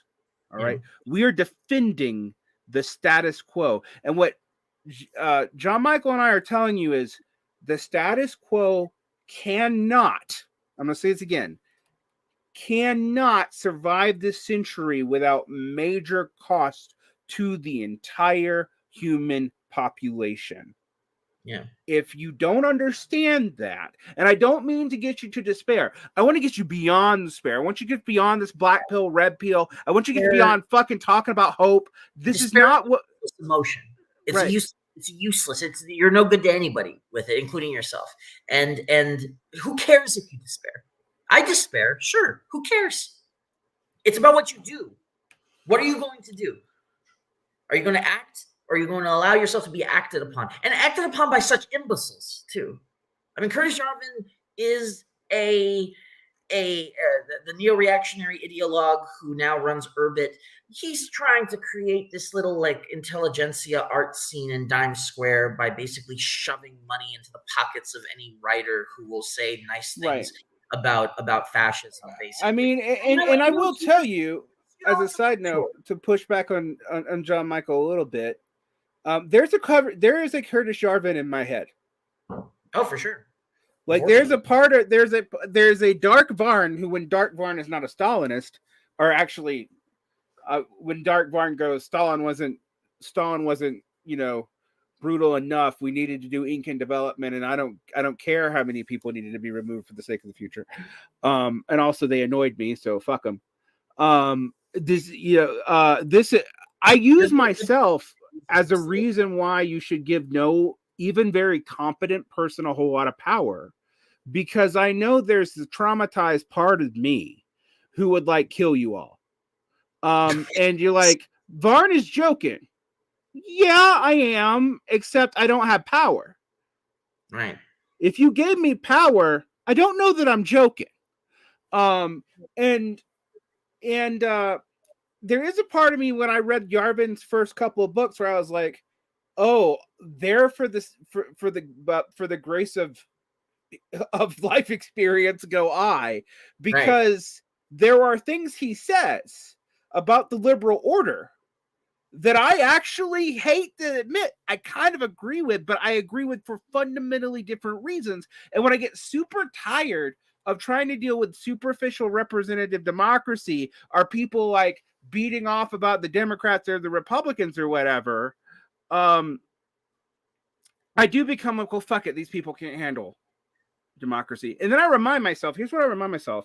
I actually see, and I've seen, because I've lived in Egypt, since we bring up Egypt all the time, because I've lived in northern Mexico where shit really has degraded, all right? I actually know that that's not true. That most people actually, you can sustain complex societies off of volunteer work. I'm here to tell you it is totally possible if people have to do it. It's that the odds are not in your favor if you let it get to the point where you have to do it.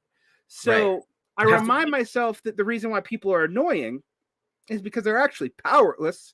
Yes. And to make up for that powerlessness, they invest in these superficial identities that give them immediate identification. And leftists are the worst about this, because we even invest in superficial identities that give us immediate identification that aren't even real. Yeah, absolutely. I mean, to put a slightly, because that was beautiful, to put a slightly pedantic and academic gloss on the same exact points, just so people could follow the footnote if they want. Like there is a long string of arguments. There's no single name for this argument, but it's an argument made by many people on the broadly, either like on the democratic and direct democratic side of Marxism, and on the more institution building side of anarchism, as well as predecessor ideologies like radical liberals of the 19th century. There's an argument that is always the same, and I call it the bicycle argument. And you see it in Rousseau talking about in the Social Compact. You see it in Rosa Luxemburg in her critique of Lenin and Trotsky. You see it in G.D.H. Cole in Guild Socialism. Actually, I skipped the anarchists. You see it in Bakunin as well in his essay on Federation, and you see it in it's a continuous argument. It's always the same argument, and it's a real the left comms as well. Mr. Pancakes, Pancook, and Gorder and all those folks. It's always the same argument. How do you learn to ride a bicycle? By riding a bicycle. It's only a paradox if you get stuck in the language of it. It's just a feedback loop. You only learn how to do it by practice, because it is self-governance is not something that you can learn from somebody else. Freedom is something that you learn by being free. And if you're not free, you have to win that freedom and defend it. And that's how you learn how to be free, right? So Rosa Luxemburg's argument against Leninism, which I'm going to define as like the unitary party state, was that if the workers don't learn how to run their own shit in their factories, they're never going to be able to run society.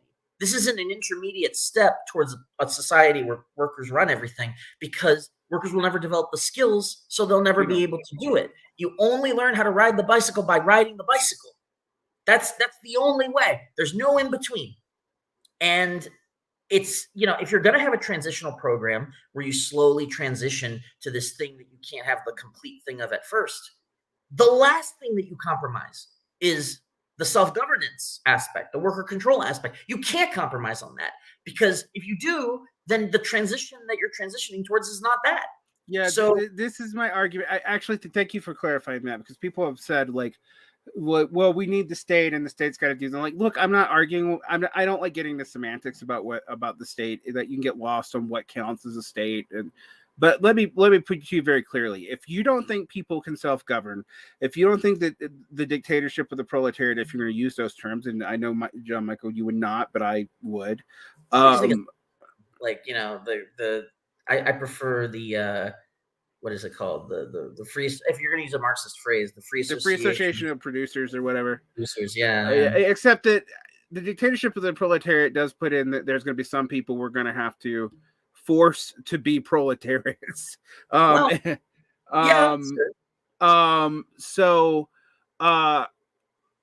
anyway, like, my point on this is, a lot of people push back on me and like, well, blah, blah, blah. We need this specialty. We need these professional managers. I'm like, okay, but if you don't skill people, if you don't spread this out, you're just going to recreate a lot of the class structures. And frankly, you're going to exhaust people with the bait and switch, and you're going to lose time. And I really do think that socialists who do that, they need to just quit fucking being socialists. Yeah, like will.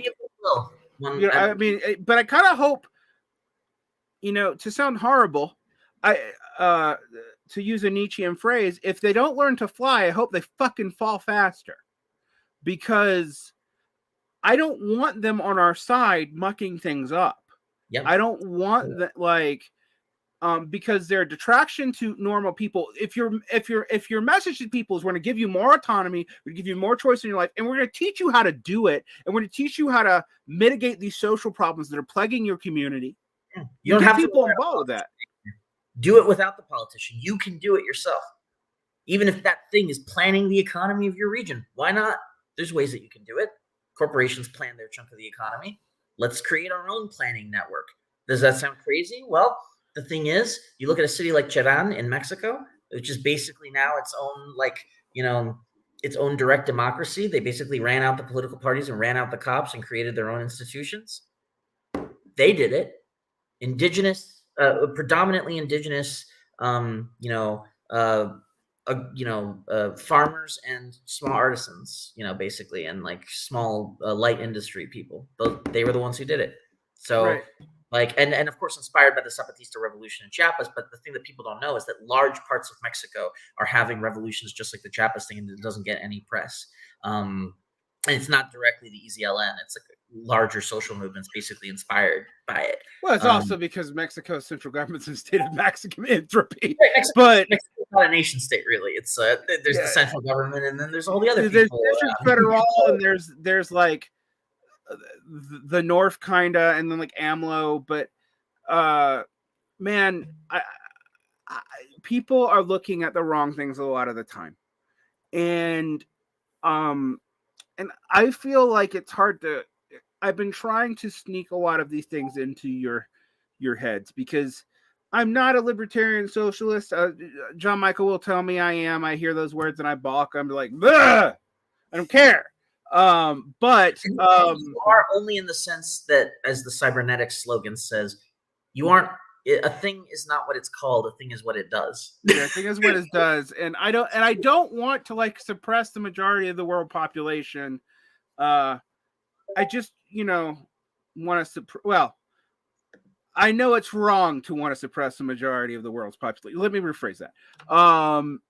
When I'm annoyed, I do want to, but again, never give me power. Never ever give me power. It's something that I think we need to really look at. And one of the things I want to put on for you, and this is how hippy dippy from me, but we want to do this with the least amount of trauma and the least amount of bloodshed as possible. Yeah, I'm going to tell you, I do think that trauma and bloodshed are almost inevitable at this point, but it's how bad. All right. Like, I'm not like the people who are like, I'm gonna go and like get revenge on all the bourgeoisie who've ever wronged me, even though like you don't even know the bourgeoisie, dude. But that's not gonna go over well for you. Yep. Like Absolutely. that's not how you take them out. And that's basically, the reason why leaderless resistance, which is an idea that came from the left, in the way that it's used from the right, it was co-opted by the right in the 1970s. But you know why? Because leaderless resistance, the way it was used by the left, is a way to create terror cells. And leftists did try to use it, but they quickly realized it's only good for certain things. And it's good for like getting political revenge and terrorizing people. And that it's really hard to build a society off of fucking terrorizing people. Yeah. Unless you already have a ton of resources, right? If you already have the hoarding resources, you can do it. But otherwise, like, people aren't going to put out, they'll behead your ass. So that's something to keep in mind. So there's been a slow trickle where I've been trying to get people to take this seriously, because I'm going to tell you, I think a lot of the social democrats are going to give up in the next 4 years. I do. Yes. I think they're going to give up. The more honest ones are just going to become apolitical. And the more craven ones are going to become Democrats or worse, parts of this right-wing movement that we're afraid is being built. Yeah, absolutely. I want to actually share two quick quotes from a great unsung theorist of, well, I suppose he would have called it council communism or libertarian communism or real Marxism or something, but I would call him a libertarian socialist, a black libertarian socialist, which is James Boggs. People are familiar with Grace Lee Boggs, but James Boggs, her husband, who's a black American, is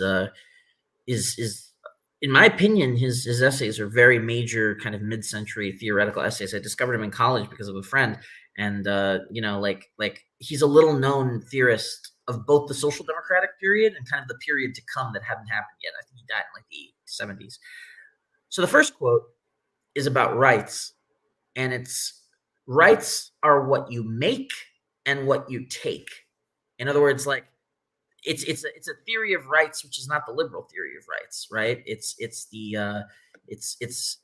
and because rights are God-given according to liberalism. I mean, it's right there in the Declaration of Independence, right? And that's a fiction, and we all know it's a fiction. So what do you replace rights with if it's not like a God-given natural law thing? Well, they're what you make, you either invent for yourself, or they're what you take because you pry them as concessions, because you become powerful enough that the ruling class has to concede them. Otherwise, things are going to get even worse for them, right? Like, so that's a mentality, right? Where in many ways you're idealistic. You're thinking about rights and building more rights for people, but they're not given, they're taken by force, because that's what the class struggle is, right? I mean, it's a very democratic vision of the class struggle, and I think that's the best one. And the second one kind of has to do with the bicycle problem. And I'm just quoting it as a block quote. The people who are striving for power must themselves be transformed into new people in the course of the struggle.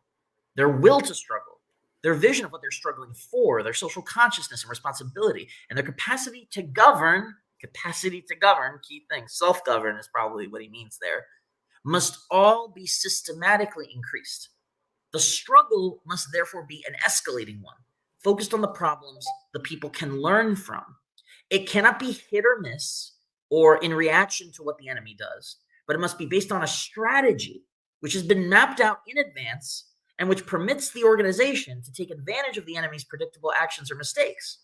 Indispensable to victory is the strategic employment of time as a dimension of struggle, within which contradictions are deepened, conflicts escalate, and there's an accelerated growth of the revolutionary social forces, not only in numbers and understanding, but in organization and sense of community. Like, I mean, that's the thing that you got to do.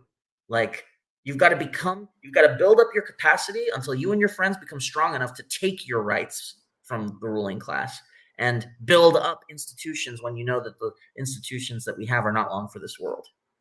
Yeah, we're getting a lot of comments about like the nature of power and government being violence. I don't know that governance is violence, but the state is violence. You're absolutely correct if that's how you define governance.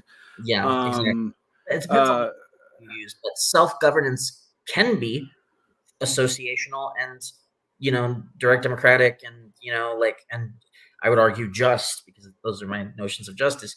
But like the state is always going to be the rule of some over others. But that also, because the state requires a standing army, which requires a class distinction, which requires surplus value to be extracted from people without their control. Most people will voluntarily start a militia to protect themselves, but the moment they establish a standing army, they have a parasitic class amongst them. All other classes begin from that, and also begin from divisions of labor between genders. I can go on. I mean, we can get into the anthropology of it, but we've already been going for 3.5 hours, which is exactly what we said we would not do. In fact, it's the exact time leak. I was like, we just hit it. We just hit the time leak that we said we wouldn't do.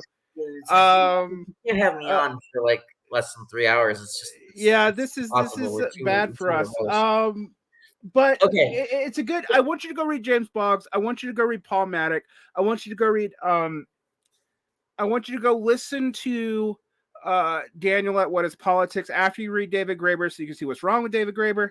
I want you to think about how you build the material conditions, because I've had this debate with Ben Burgess. Ben Burgess has come up a lot in the room. Ben's my friend. We are now at this point in our lives personal friends.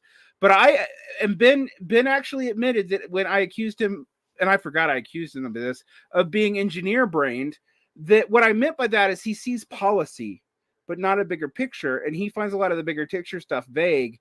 But a lot of times he's right that people who see the bigger picture are not giving you any steps on how to build that big picture. And in fact, a lot of times Marxists are the world's worst at via negativa thinking, which we're just like, we have to fight capitalism. We can't predict what the new world's going to be. And look, I used to be one of those people. I'm not anymore. So here's what I'm going to give you guys to go do. Look up translocalism, because localism is a trap, but translocalism can be useful. Read Rodrigo Nunes' Neither Vertical or Horizontal. I think it's helpful. Great. Yeah. Go back and read Marxist Humanist. Cancel Communist. Georgian Mensheviks. Don't mess with the Russian Mensheviks. They went reactionary. Martov. Martov. But Martov sided with the Bolsheviks ultimately. With the internationalists. Yeah. Well, I mean, when I say that, he sided with the Bolsheviks when the options were the Bolsheviks or the whites. Right, exactly, which is the correct decision ultimately. I do think if that was my only option, I'd do the same thing. And I want people to read. I mean, hell, even read State and Revolution by Lenin, even though I got problems with it. He makes some of the points. He makes some of the points I make about standing armies and stuff. But the problem is that he didn't really totally believe it. Yeah, he was doing it basically as a good politician does, like Bismarck. Stealing the platform of your enemies in order to get their votes or their support, and therefore, and then betray it. To do your own program. So that's basically the context in which those texts and the April theses were written. Someone's tell me read about Nestermanko. I would say read about Nestermanko, but know that Nestermanko had a faction in his group that became the beginnings of what we call national anarchism or racialist anarchism or anarcho-nationalism. That was not. I do not think that some of the slanders that Manco himself was one of those is true, but it was in the faction. So study these factions very clinically. Do not get emotionally attached to any of them, even the ones we like. Because, for example, I think the cancel communists, who are my preferred group, fuck themselves because they refused to work with unions, and they refused to deal with parties, and they refused to deal with syndicates.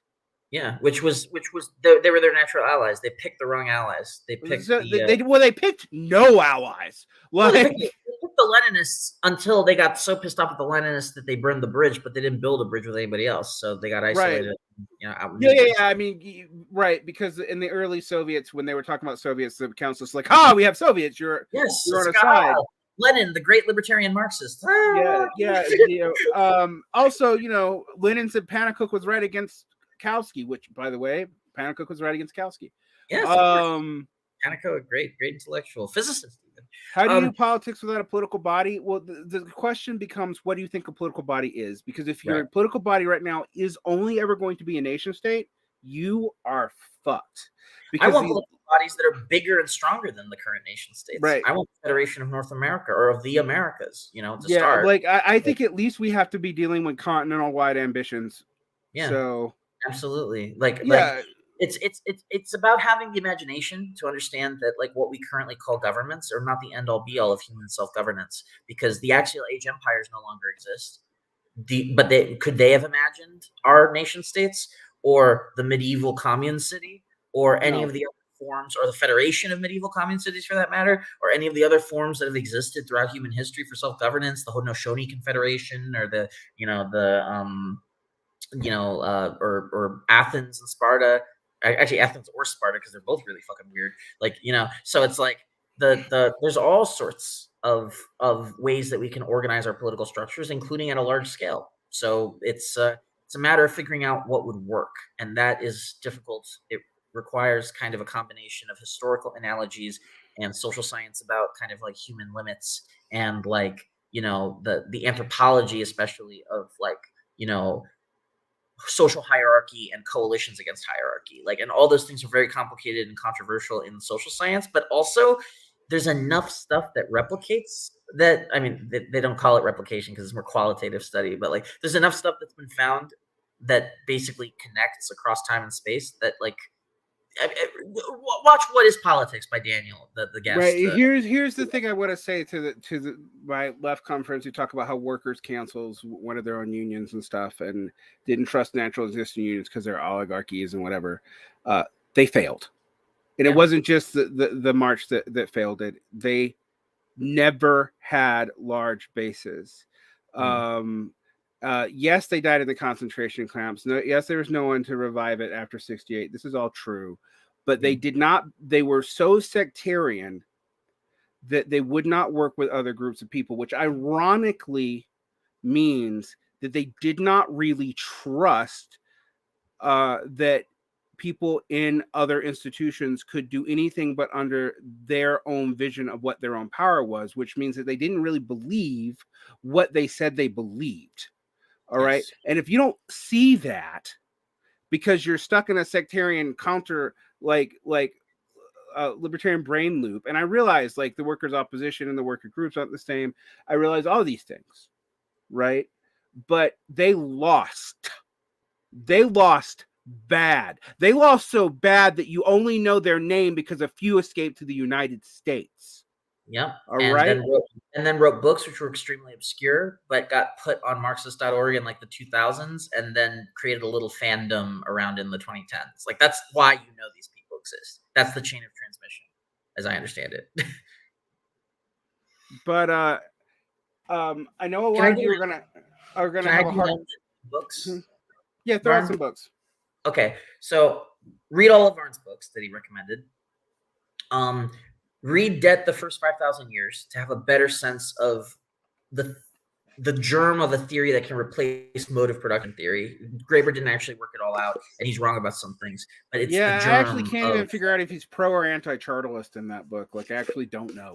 Like, well, yeah, I mean, it's kind of a mystery because he's too busy being a charming and avuncular kind of like guide to history, like hopping from anecdote to anecdote. Yeah, I will say you like Debt the First 5,000 Years, and I kind of am more agnostic about it. But yes, read it. It's not going to hurt you.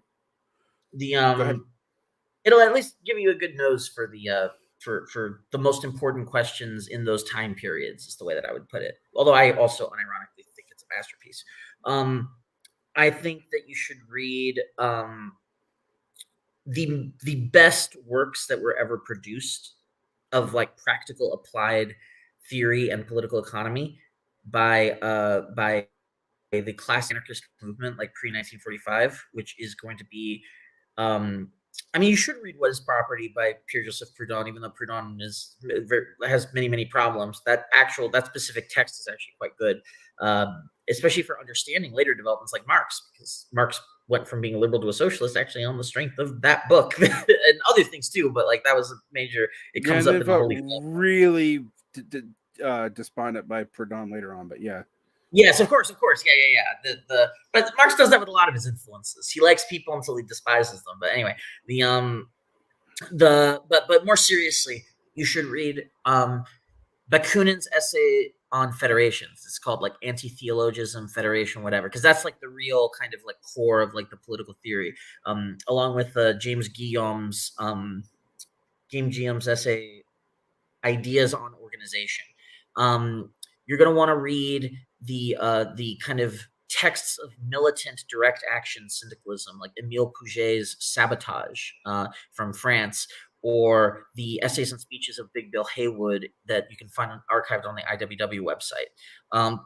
You're going to want to read, and then you're going to want to read the things that kind of came out of like the experience of first Ukraine, like during the Russian Civil War, and then later the Spanish Civil War, because those experiences did eventually make their way into books that are unfortunately underread even by anarchists, but are actually like really important, such as, for example, Volin's memoirs of the Ukrainian Civil War, the Ukrainian scene of the Russian Civil War, and the debates in Spanish newspapers.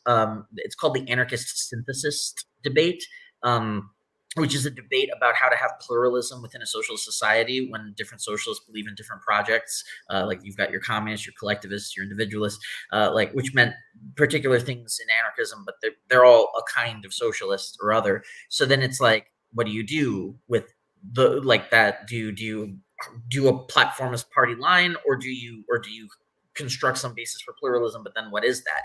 Those debates are extremely important. They're in Spanish newspapers from the 1920s. You can find parts of them translated in Libertarian Labyrinth, which is a website by an obscure kind of organic intellectual eccentric called Sean Wilbur. And you're going to want to read, especially above all, if you read nothing else, read Gaston Laval's book and essay. So the book is called The Spanish Collectives. And there was a reissue by PM Press in 2019 that is, he's a French syndicalist who went to the Spanish Civil War to fight, but then realized that, like, I have to record what's going on in this social revolution because nobody outside will believe that it's happening, and actually went and did like an ethnographic and even like economic study of how they did things kind of in the regions that were experiencing the social revolution and the problems that they had and the things that didn't work, and then they had to try something else and all this other stuff.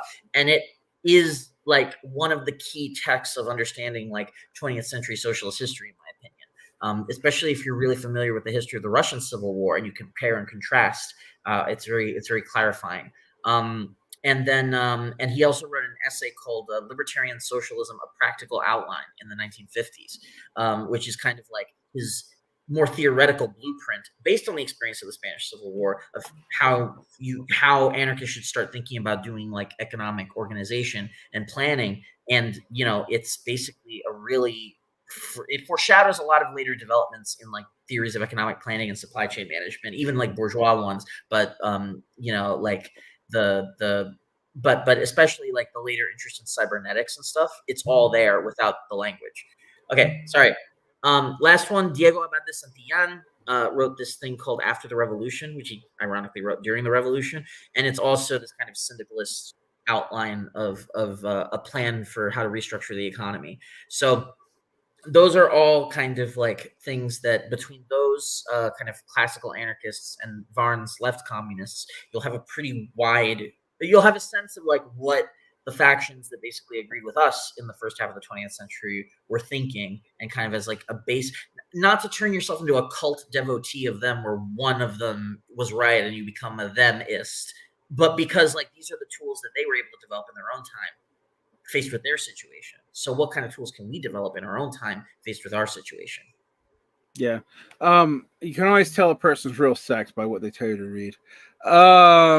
But so to say, you've been wondering, well, JM did not sound like an anarchist until right now. No, I would actually agree, read a lot of those books, although can we come up with a better name than libertarian socialism? Like, really? Like, well, there needs to be an umbrella. I mean that's the one that kind of emerged in the aftermath of Bookchinism with Roosevelt and stuff. That was the one that emerged. I didn't pick it, So the whatever the umbrella is, That's better than municipalism, because that makes my stomach turn. What is Municipalism, the Bookchin, when he gives up on anarchism, oh my he doesn't God! totally Like give the up on local anarchism. elections are gonna save us. I know, Yeah, Jesus. God help us all. it's like ecological socialism through anarchist sewer socialism or something. I couldn't try to figure out what he was trying to do towards the end of his life. Like, it was in the 90s. Things were confused, I mean, the one thing I can tell you right now, is that I would also say read a lot of Mike Davis, because Mike Davis is something all groups of socialists can learn from. Great man, great theorist. I mean, like, he's the one thing I think everybody, like, I don't. The only people got mad at Mike Davis is when Mike Davis, towards the end of his life, said he didn't really have a whole lot of faith in China because it given up its collective decision making into an increasingly Bonapartist decision making, and it was aging. So that pissed off a lot of dingists, but they've all been quiet lately, so who knows? I've noticed the dingists have all shut up in the last 6 months. So, except for the red sales guys who no one really listens to. I'm not going to add a more reading list because I have like 85 to go. One thing I will say though, and someone brought this up, get a good history. And I would say The Agony of the American Left is a good critique of some of this, but it's not a bad place to start. But get a good history of the American socialist movement going back to at least before the Civil War, because I do want people to understand, like, I do think that socialism is a post-liberal, to use a bad term, response. Yes. And that, yeah, right, which means that there is a socialism that was developing, largely ended up being Georgist, which has its limitations, but it was developing in the United States in response to liberalism, and it's first manifested in like transcendental quasi-anarchist self-reliance stuff, which is like hyper-liberalism, but then it starts to move into our forms of populism, early 18th century populism, workers' autonomy movements, American socialism, and also the other thing that I would tell people to read, so that we don't just sound like we're Europeanists, because we don't need to learn a lot of shit about the Mexican Civil War. Absolutely, the Mexican Civil War was the first socialist revolution in the world. It was not the Bolsheviks. It was the Mexicans. It was like that's just, and it was actually not to be a partisan for my tradition, but like they were basically it was an anarchist one. Well, I mean, yes, but also no. I mean, it was a coalition between like the PLN people in the towns and cities, which were one or the other sort of like person with my politics. I know you don't like libertarian socialists, and then the Pancho Villa people who were like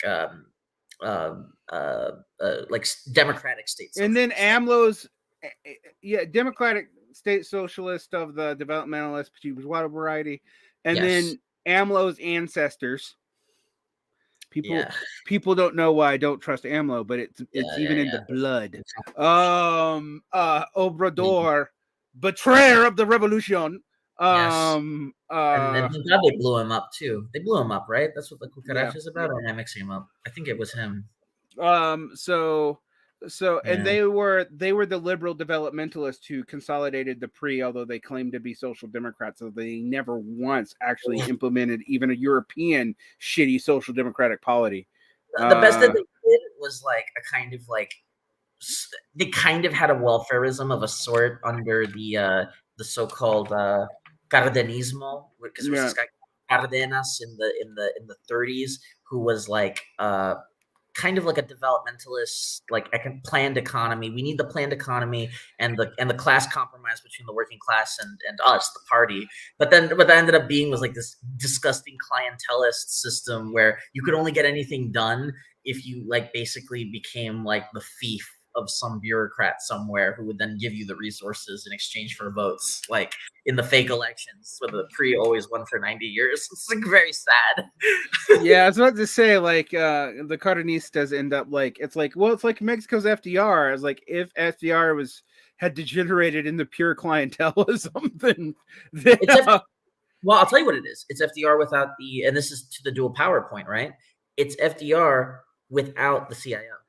Yeah, That's true. kind of what it is, right? Like, oh, So if Roosevelt. FDR had happened after they purged the communists from the CIO, then it probably would have ended up being because like Tammany Hall politics, basically. And that's why you build dual power, folks, because no one is going to swoop down and save us. If Bernie had gotten into power, we would not be saved unless we went out into the streets and forced him to do the right thing, or put the squeeze on him with a strike, or just build up a fucking institution that he would have had to do something with, because otherwise there's nothing for him. There's no way for him to go.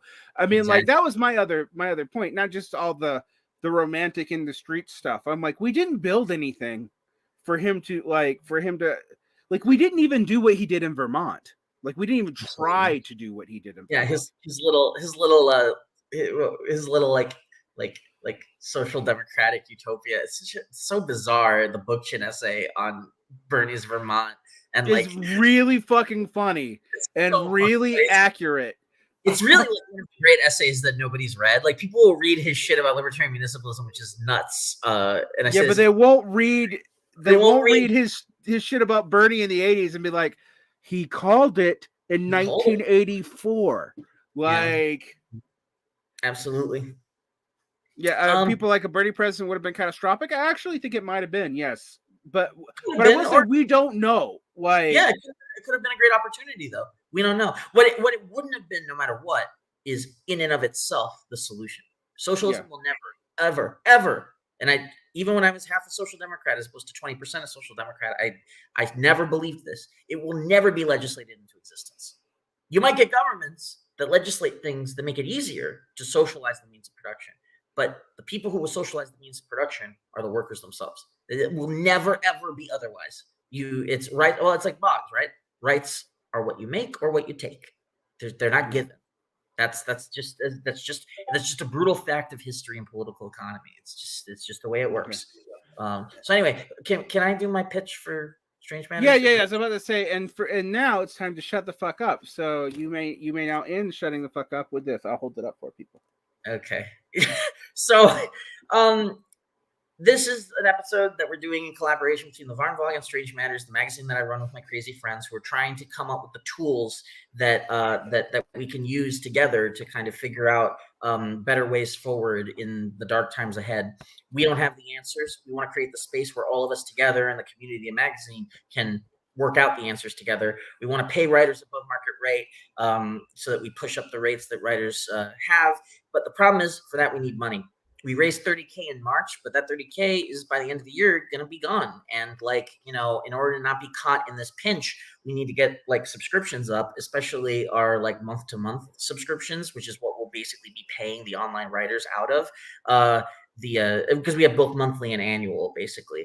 And we need a big lump sum come March, because that's when issue 2 is going to come out, and we have to pay $10,000 for basically between the printing, the distribution, it basically boils down to that. So if you liked the content that you heard yesterday from Zala Tagizada on mental health policy in Canada, or the content that you heard today from me and the analysis, please consider going to strangematters.coop and not just reading, although the reading is hopefully good, but actually consider please donating, especially on a monthly basis, even if it's just the $5 digital a month. That'll make a big difference. Not for us. We're not seeing any of this money. It's all going either to the utilities that keep the thing going, or most of it is going straight into the pockets of writers. So please consider it. And if you're in New York City, on November 19th, we are going to have our launch party in Brooklyn, and you can find the Eventbrite on our social media. And so if you're in the tri-state area or in New Jersey, in New York, feel free to stop by. Subscribers get in free. So otherwise there's a small cover charge. Okay. I would like to pimp out the first magazine, not just because my name's in the back, but and not just because the online issue hasn't. I'm so sorry. Ibn Sina all the way. In answer to that, the Ghazali was a brilliant man great Sufi, but unfortunately he basically like destroyed Islamic philosophy and allowed the imams to seize more power than. Oh than God. All right. No, you know. You know what? I'm going to side with the Abadis and the Karajites. You should have killed the Prophet's family. Absolutely. Oh my God, this is such a great Varn take. So is that the worst take? I'm not an expert. I'm still learning, so feel free to educate me on that. Totally. I'm in a body. That's where we're going. I am a Sevener Ismaili. Those are the only those where my Muslim sympathies lie. So one of those Al-Farabists who like accepts his notion of the philosopher king as like the caliph, but basically thinks no one can be it, so therefore you need a democratic republic. Like that's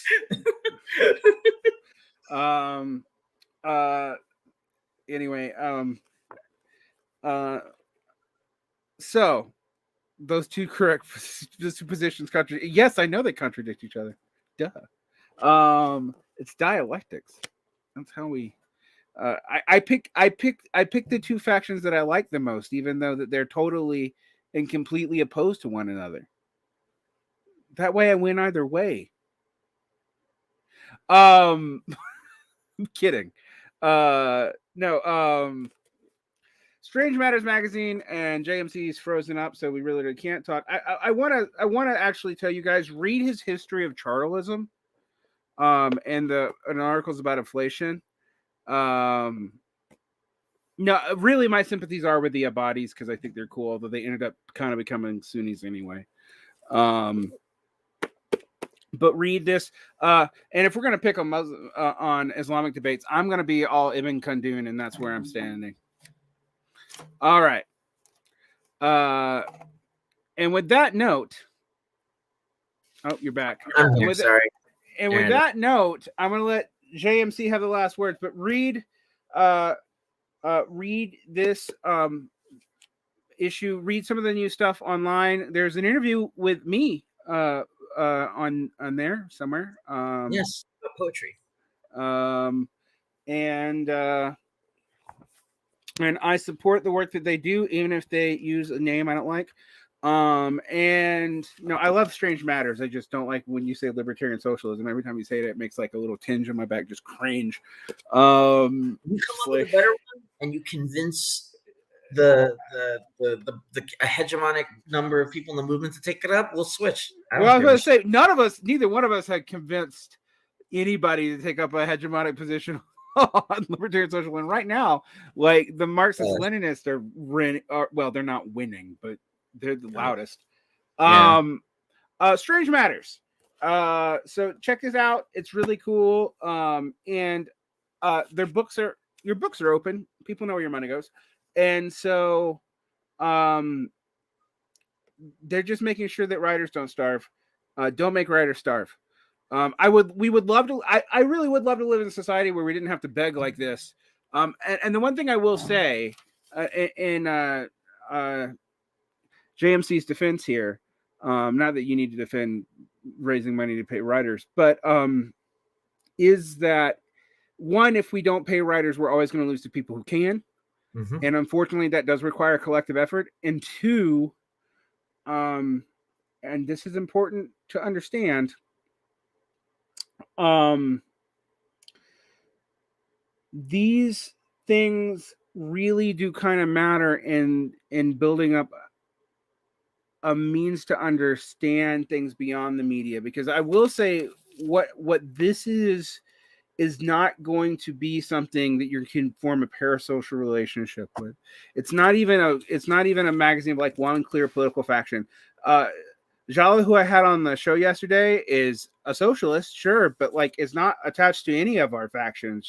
She's just an advocate, and that stuff is important. So apparently the CIA has decided to take out JMC for his. Well, it's because they bashed Peter Thiel so much, Yeah.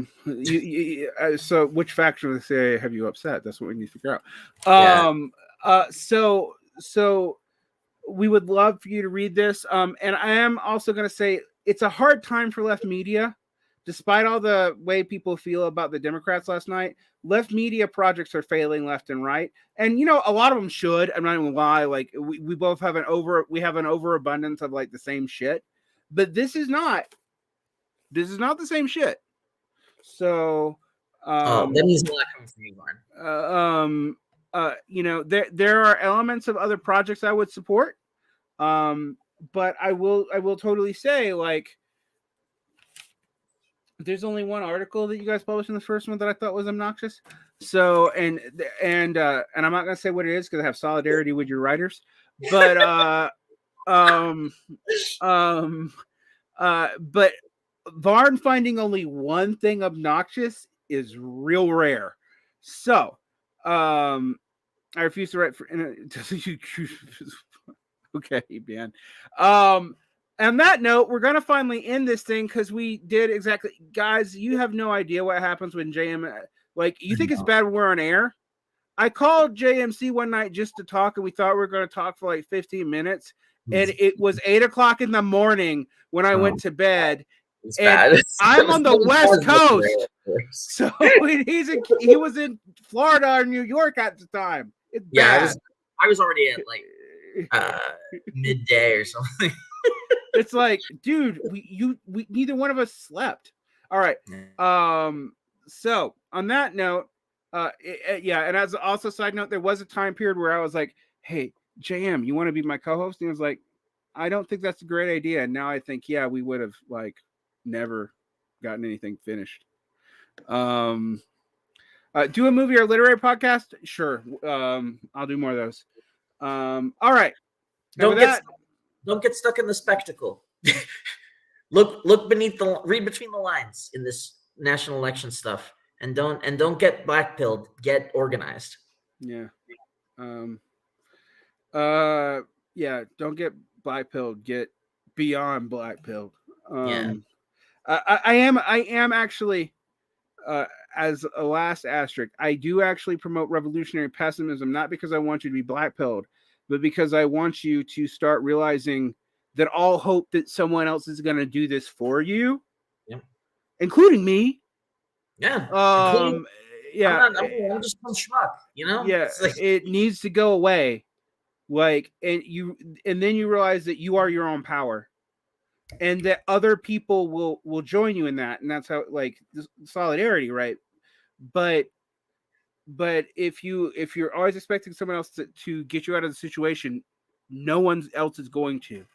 So, and I don't say that to. I say that because I think it's actually empowering to realize, and I say that because you also realize the stakes of the situation, because you have feet in the game. When you're playing representative Tetris, you don't really have feet in the game, people. You don't really, like, you're not really actually involved. You don't have skin in it. It doesn't really matter. You don't really, like, you kind of have no way to hold people accountable because you didn't really risk that much. So just keep that in mind. And with that, on that note, thank you. And JMC, you're banned from the show for talking too much. No, I'm kidding. You will be back. Now he freezes when I ban him. Great. Lovely. Thank you, CIA. Thank you. All right. On that note, I really am ending. That's creepy.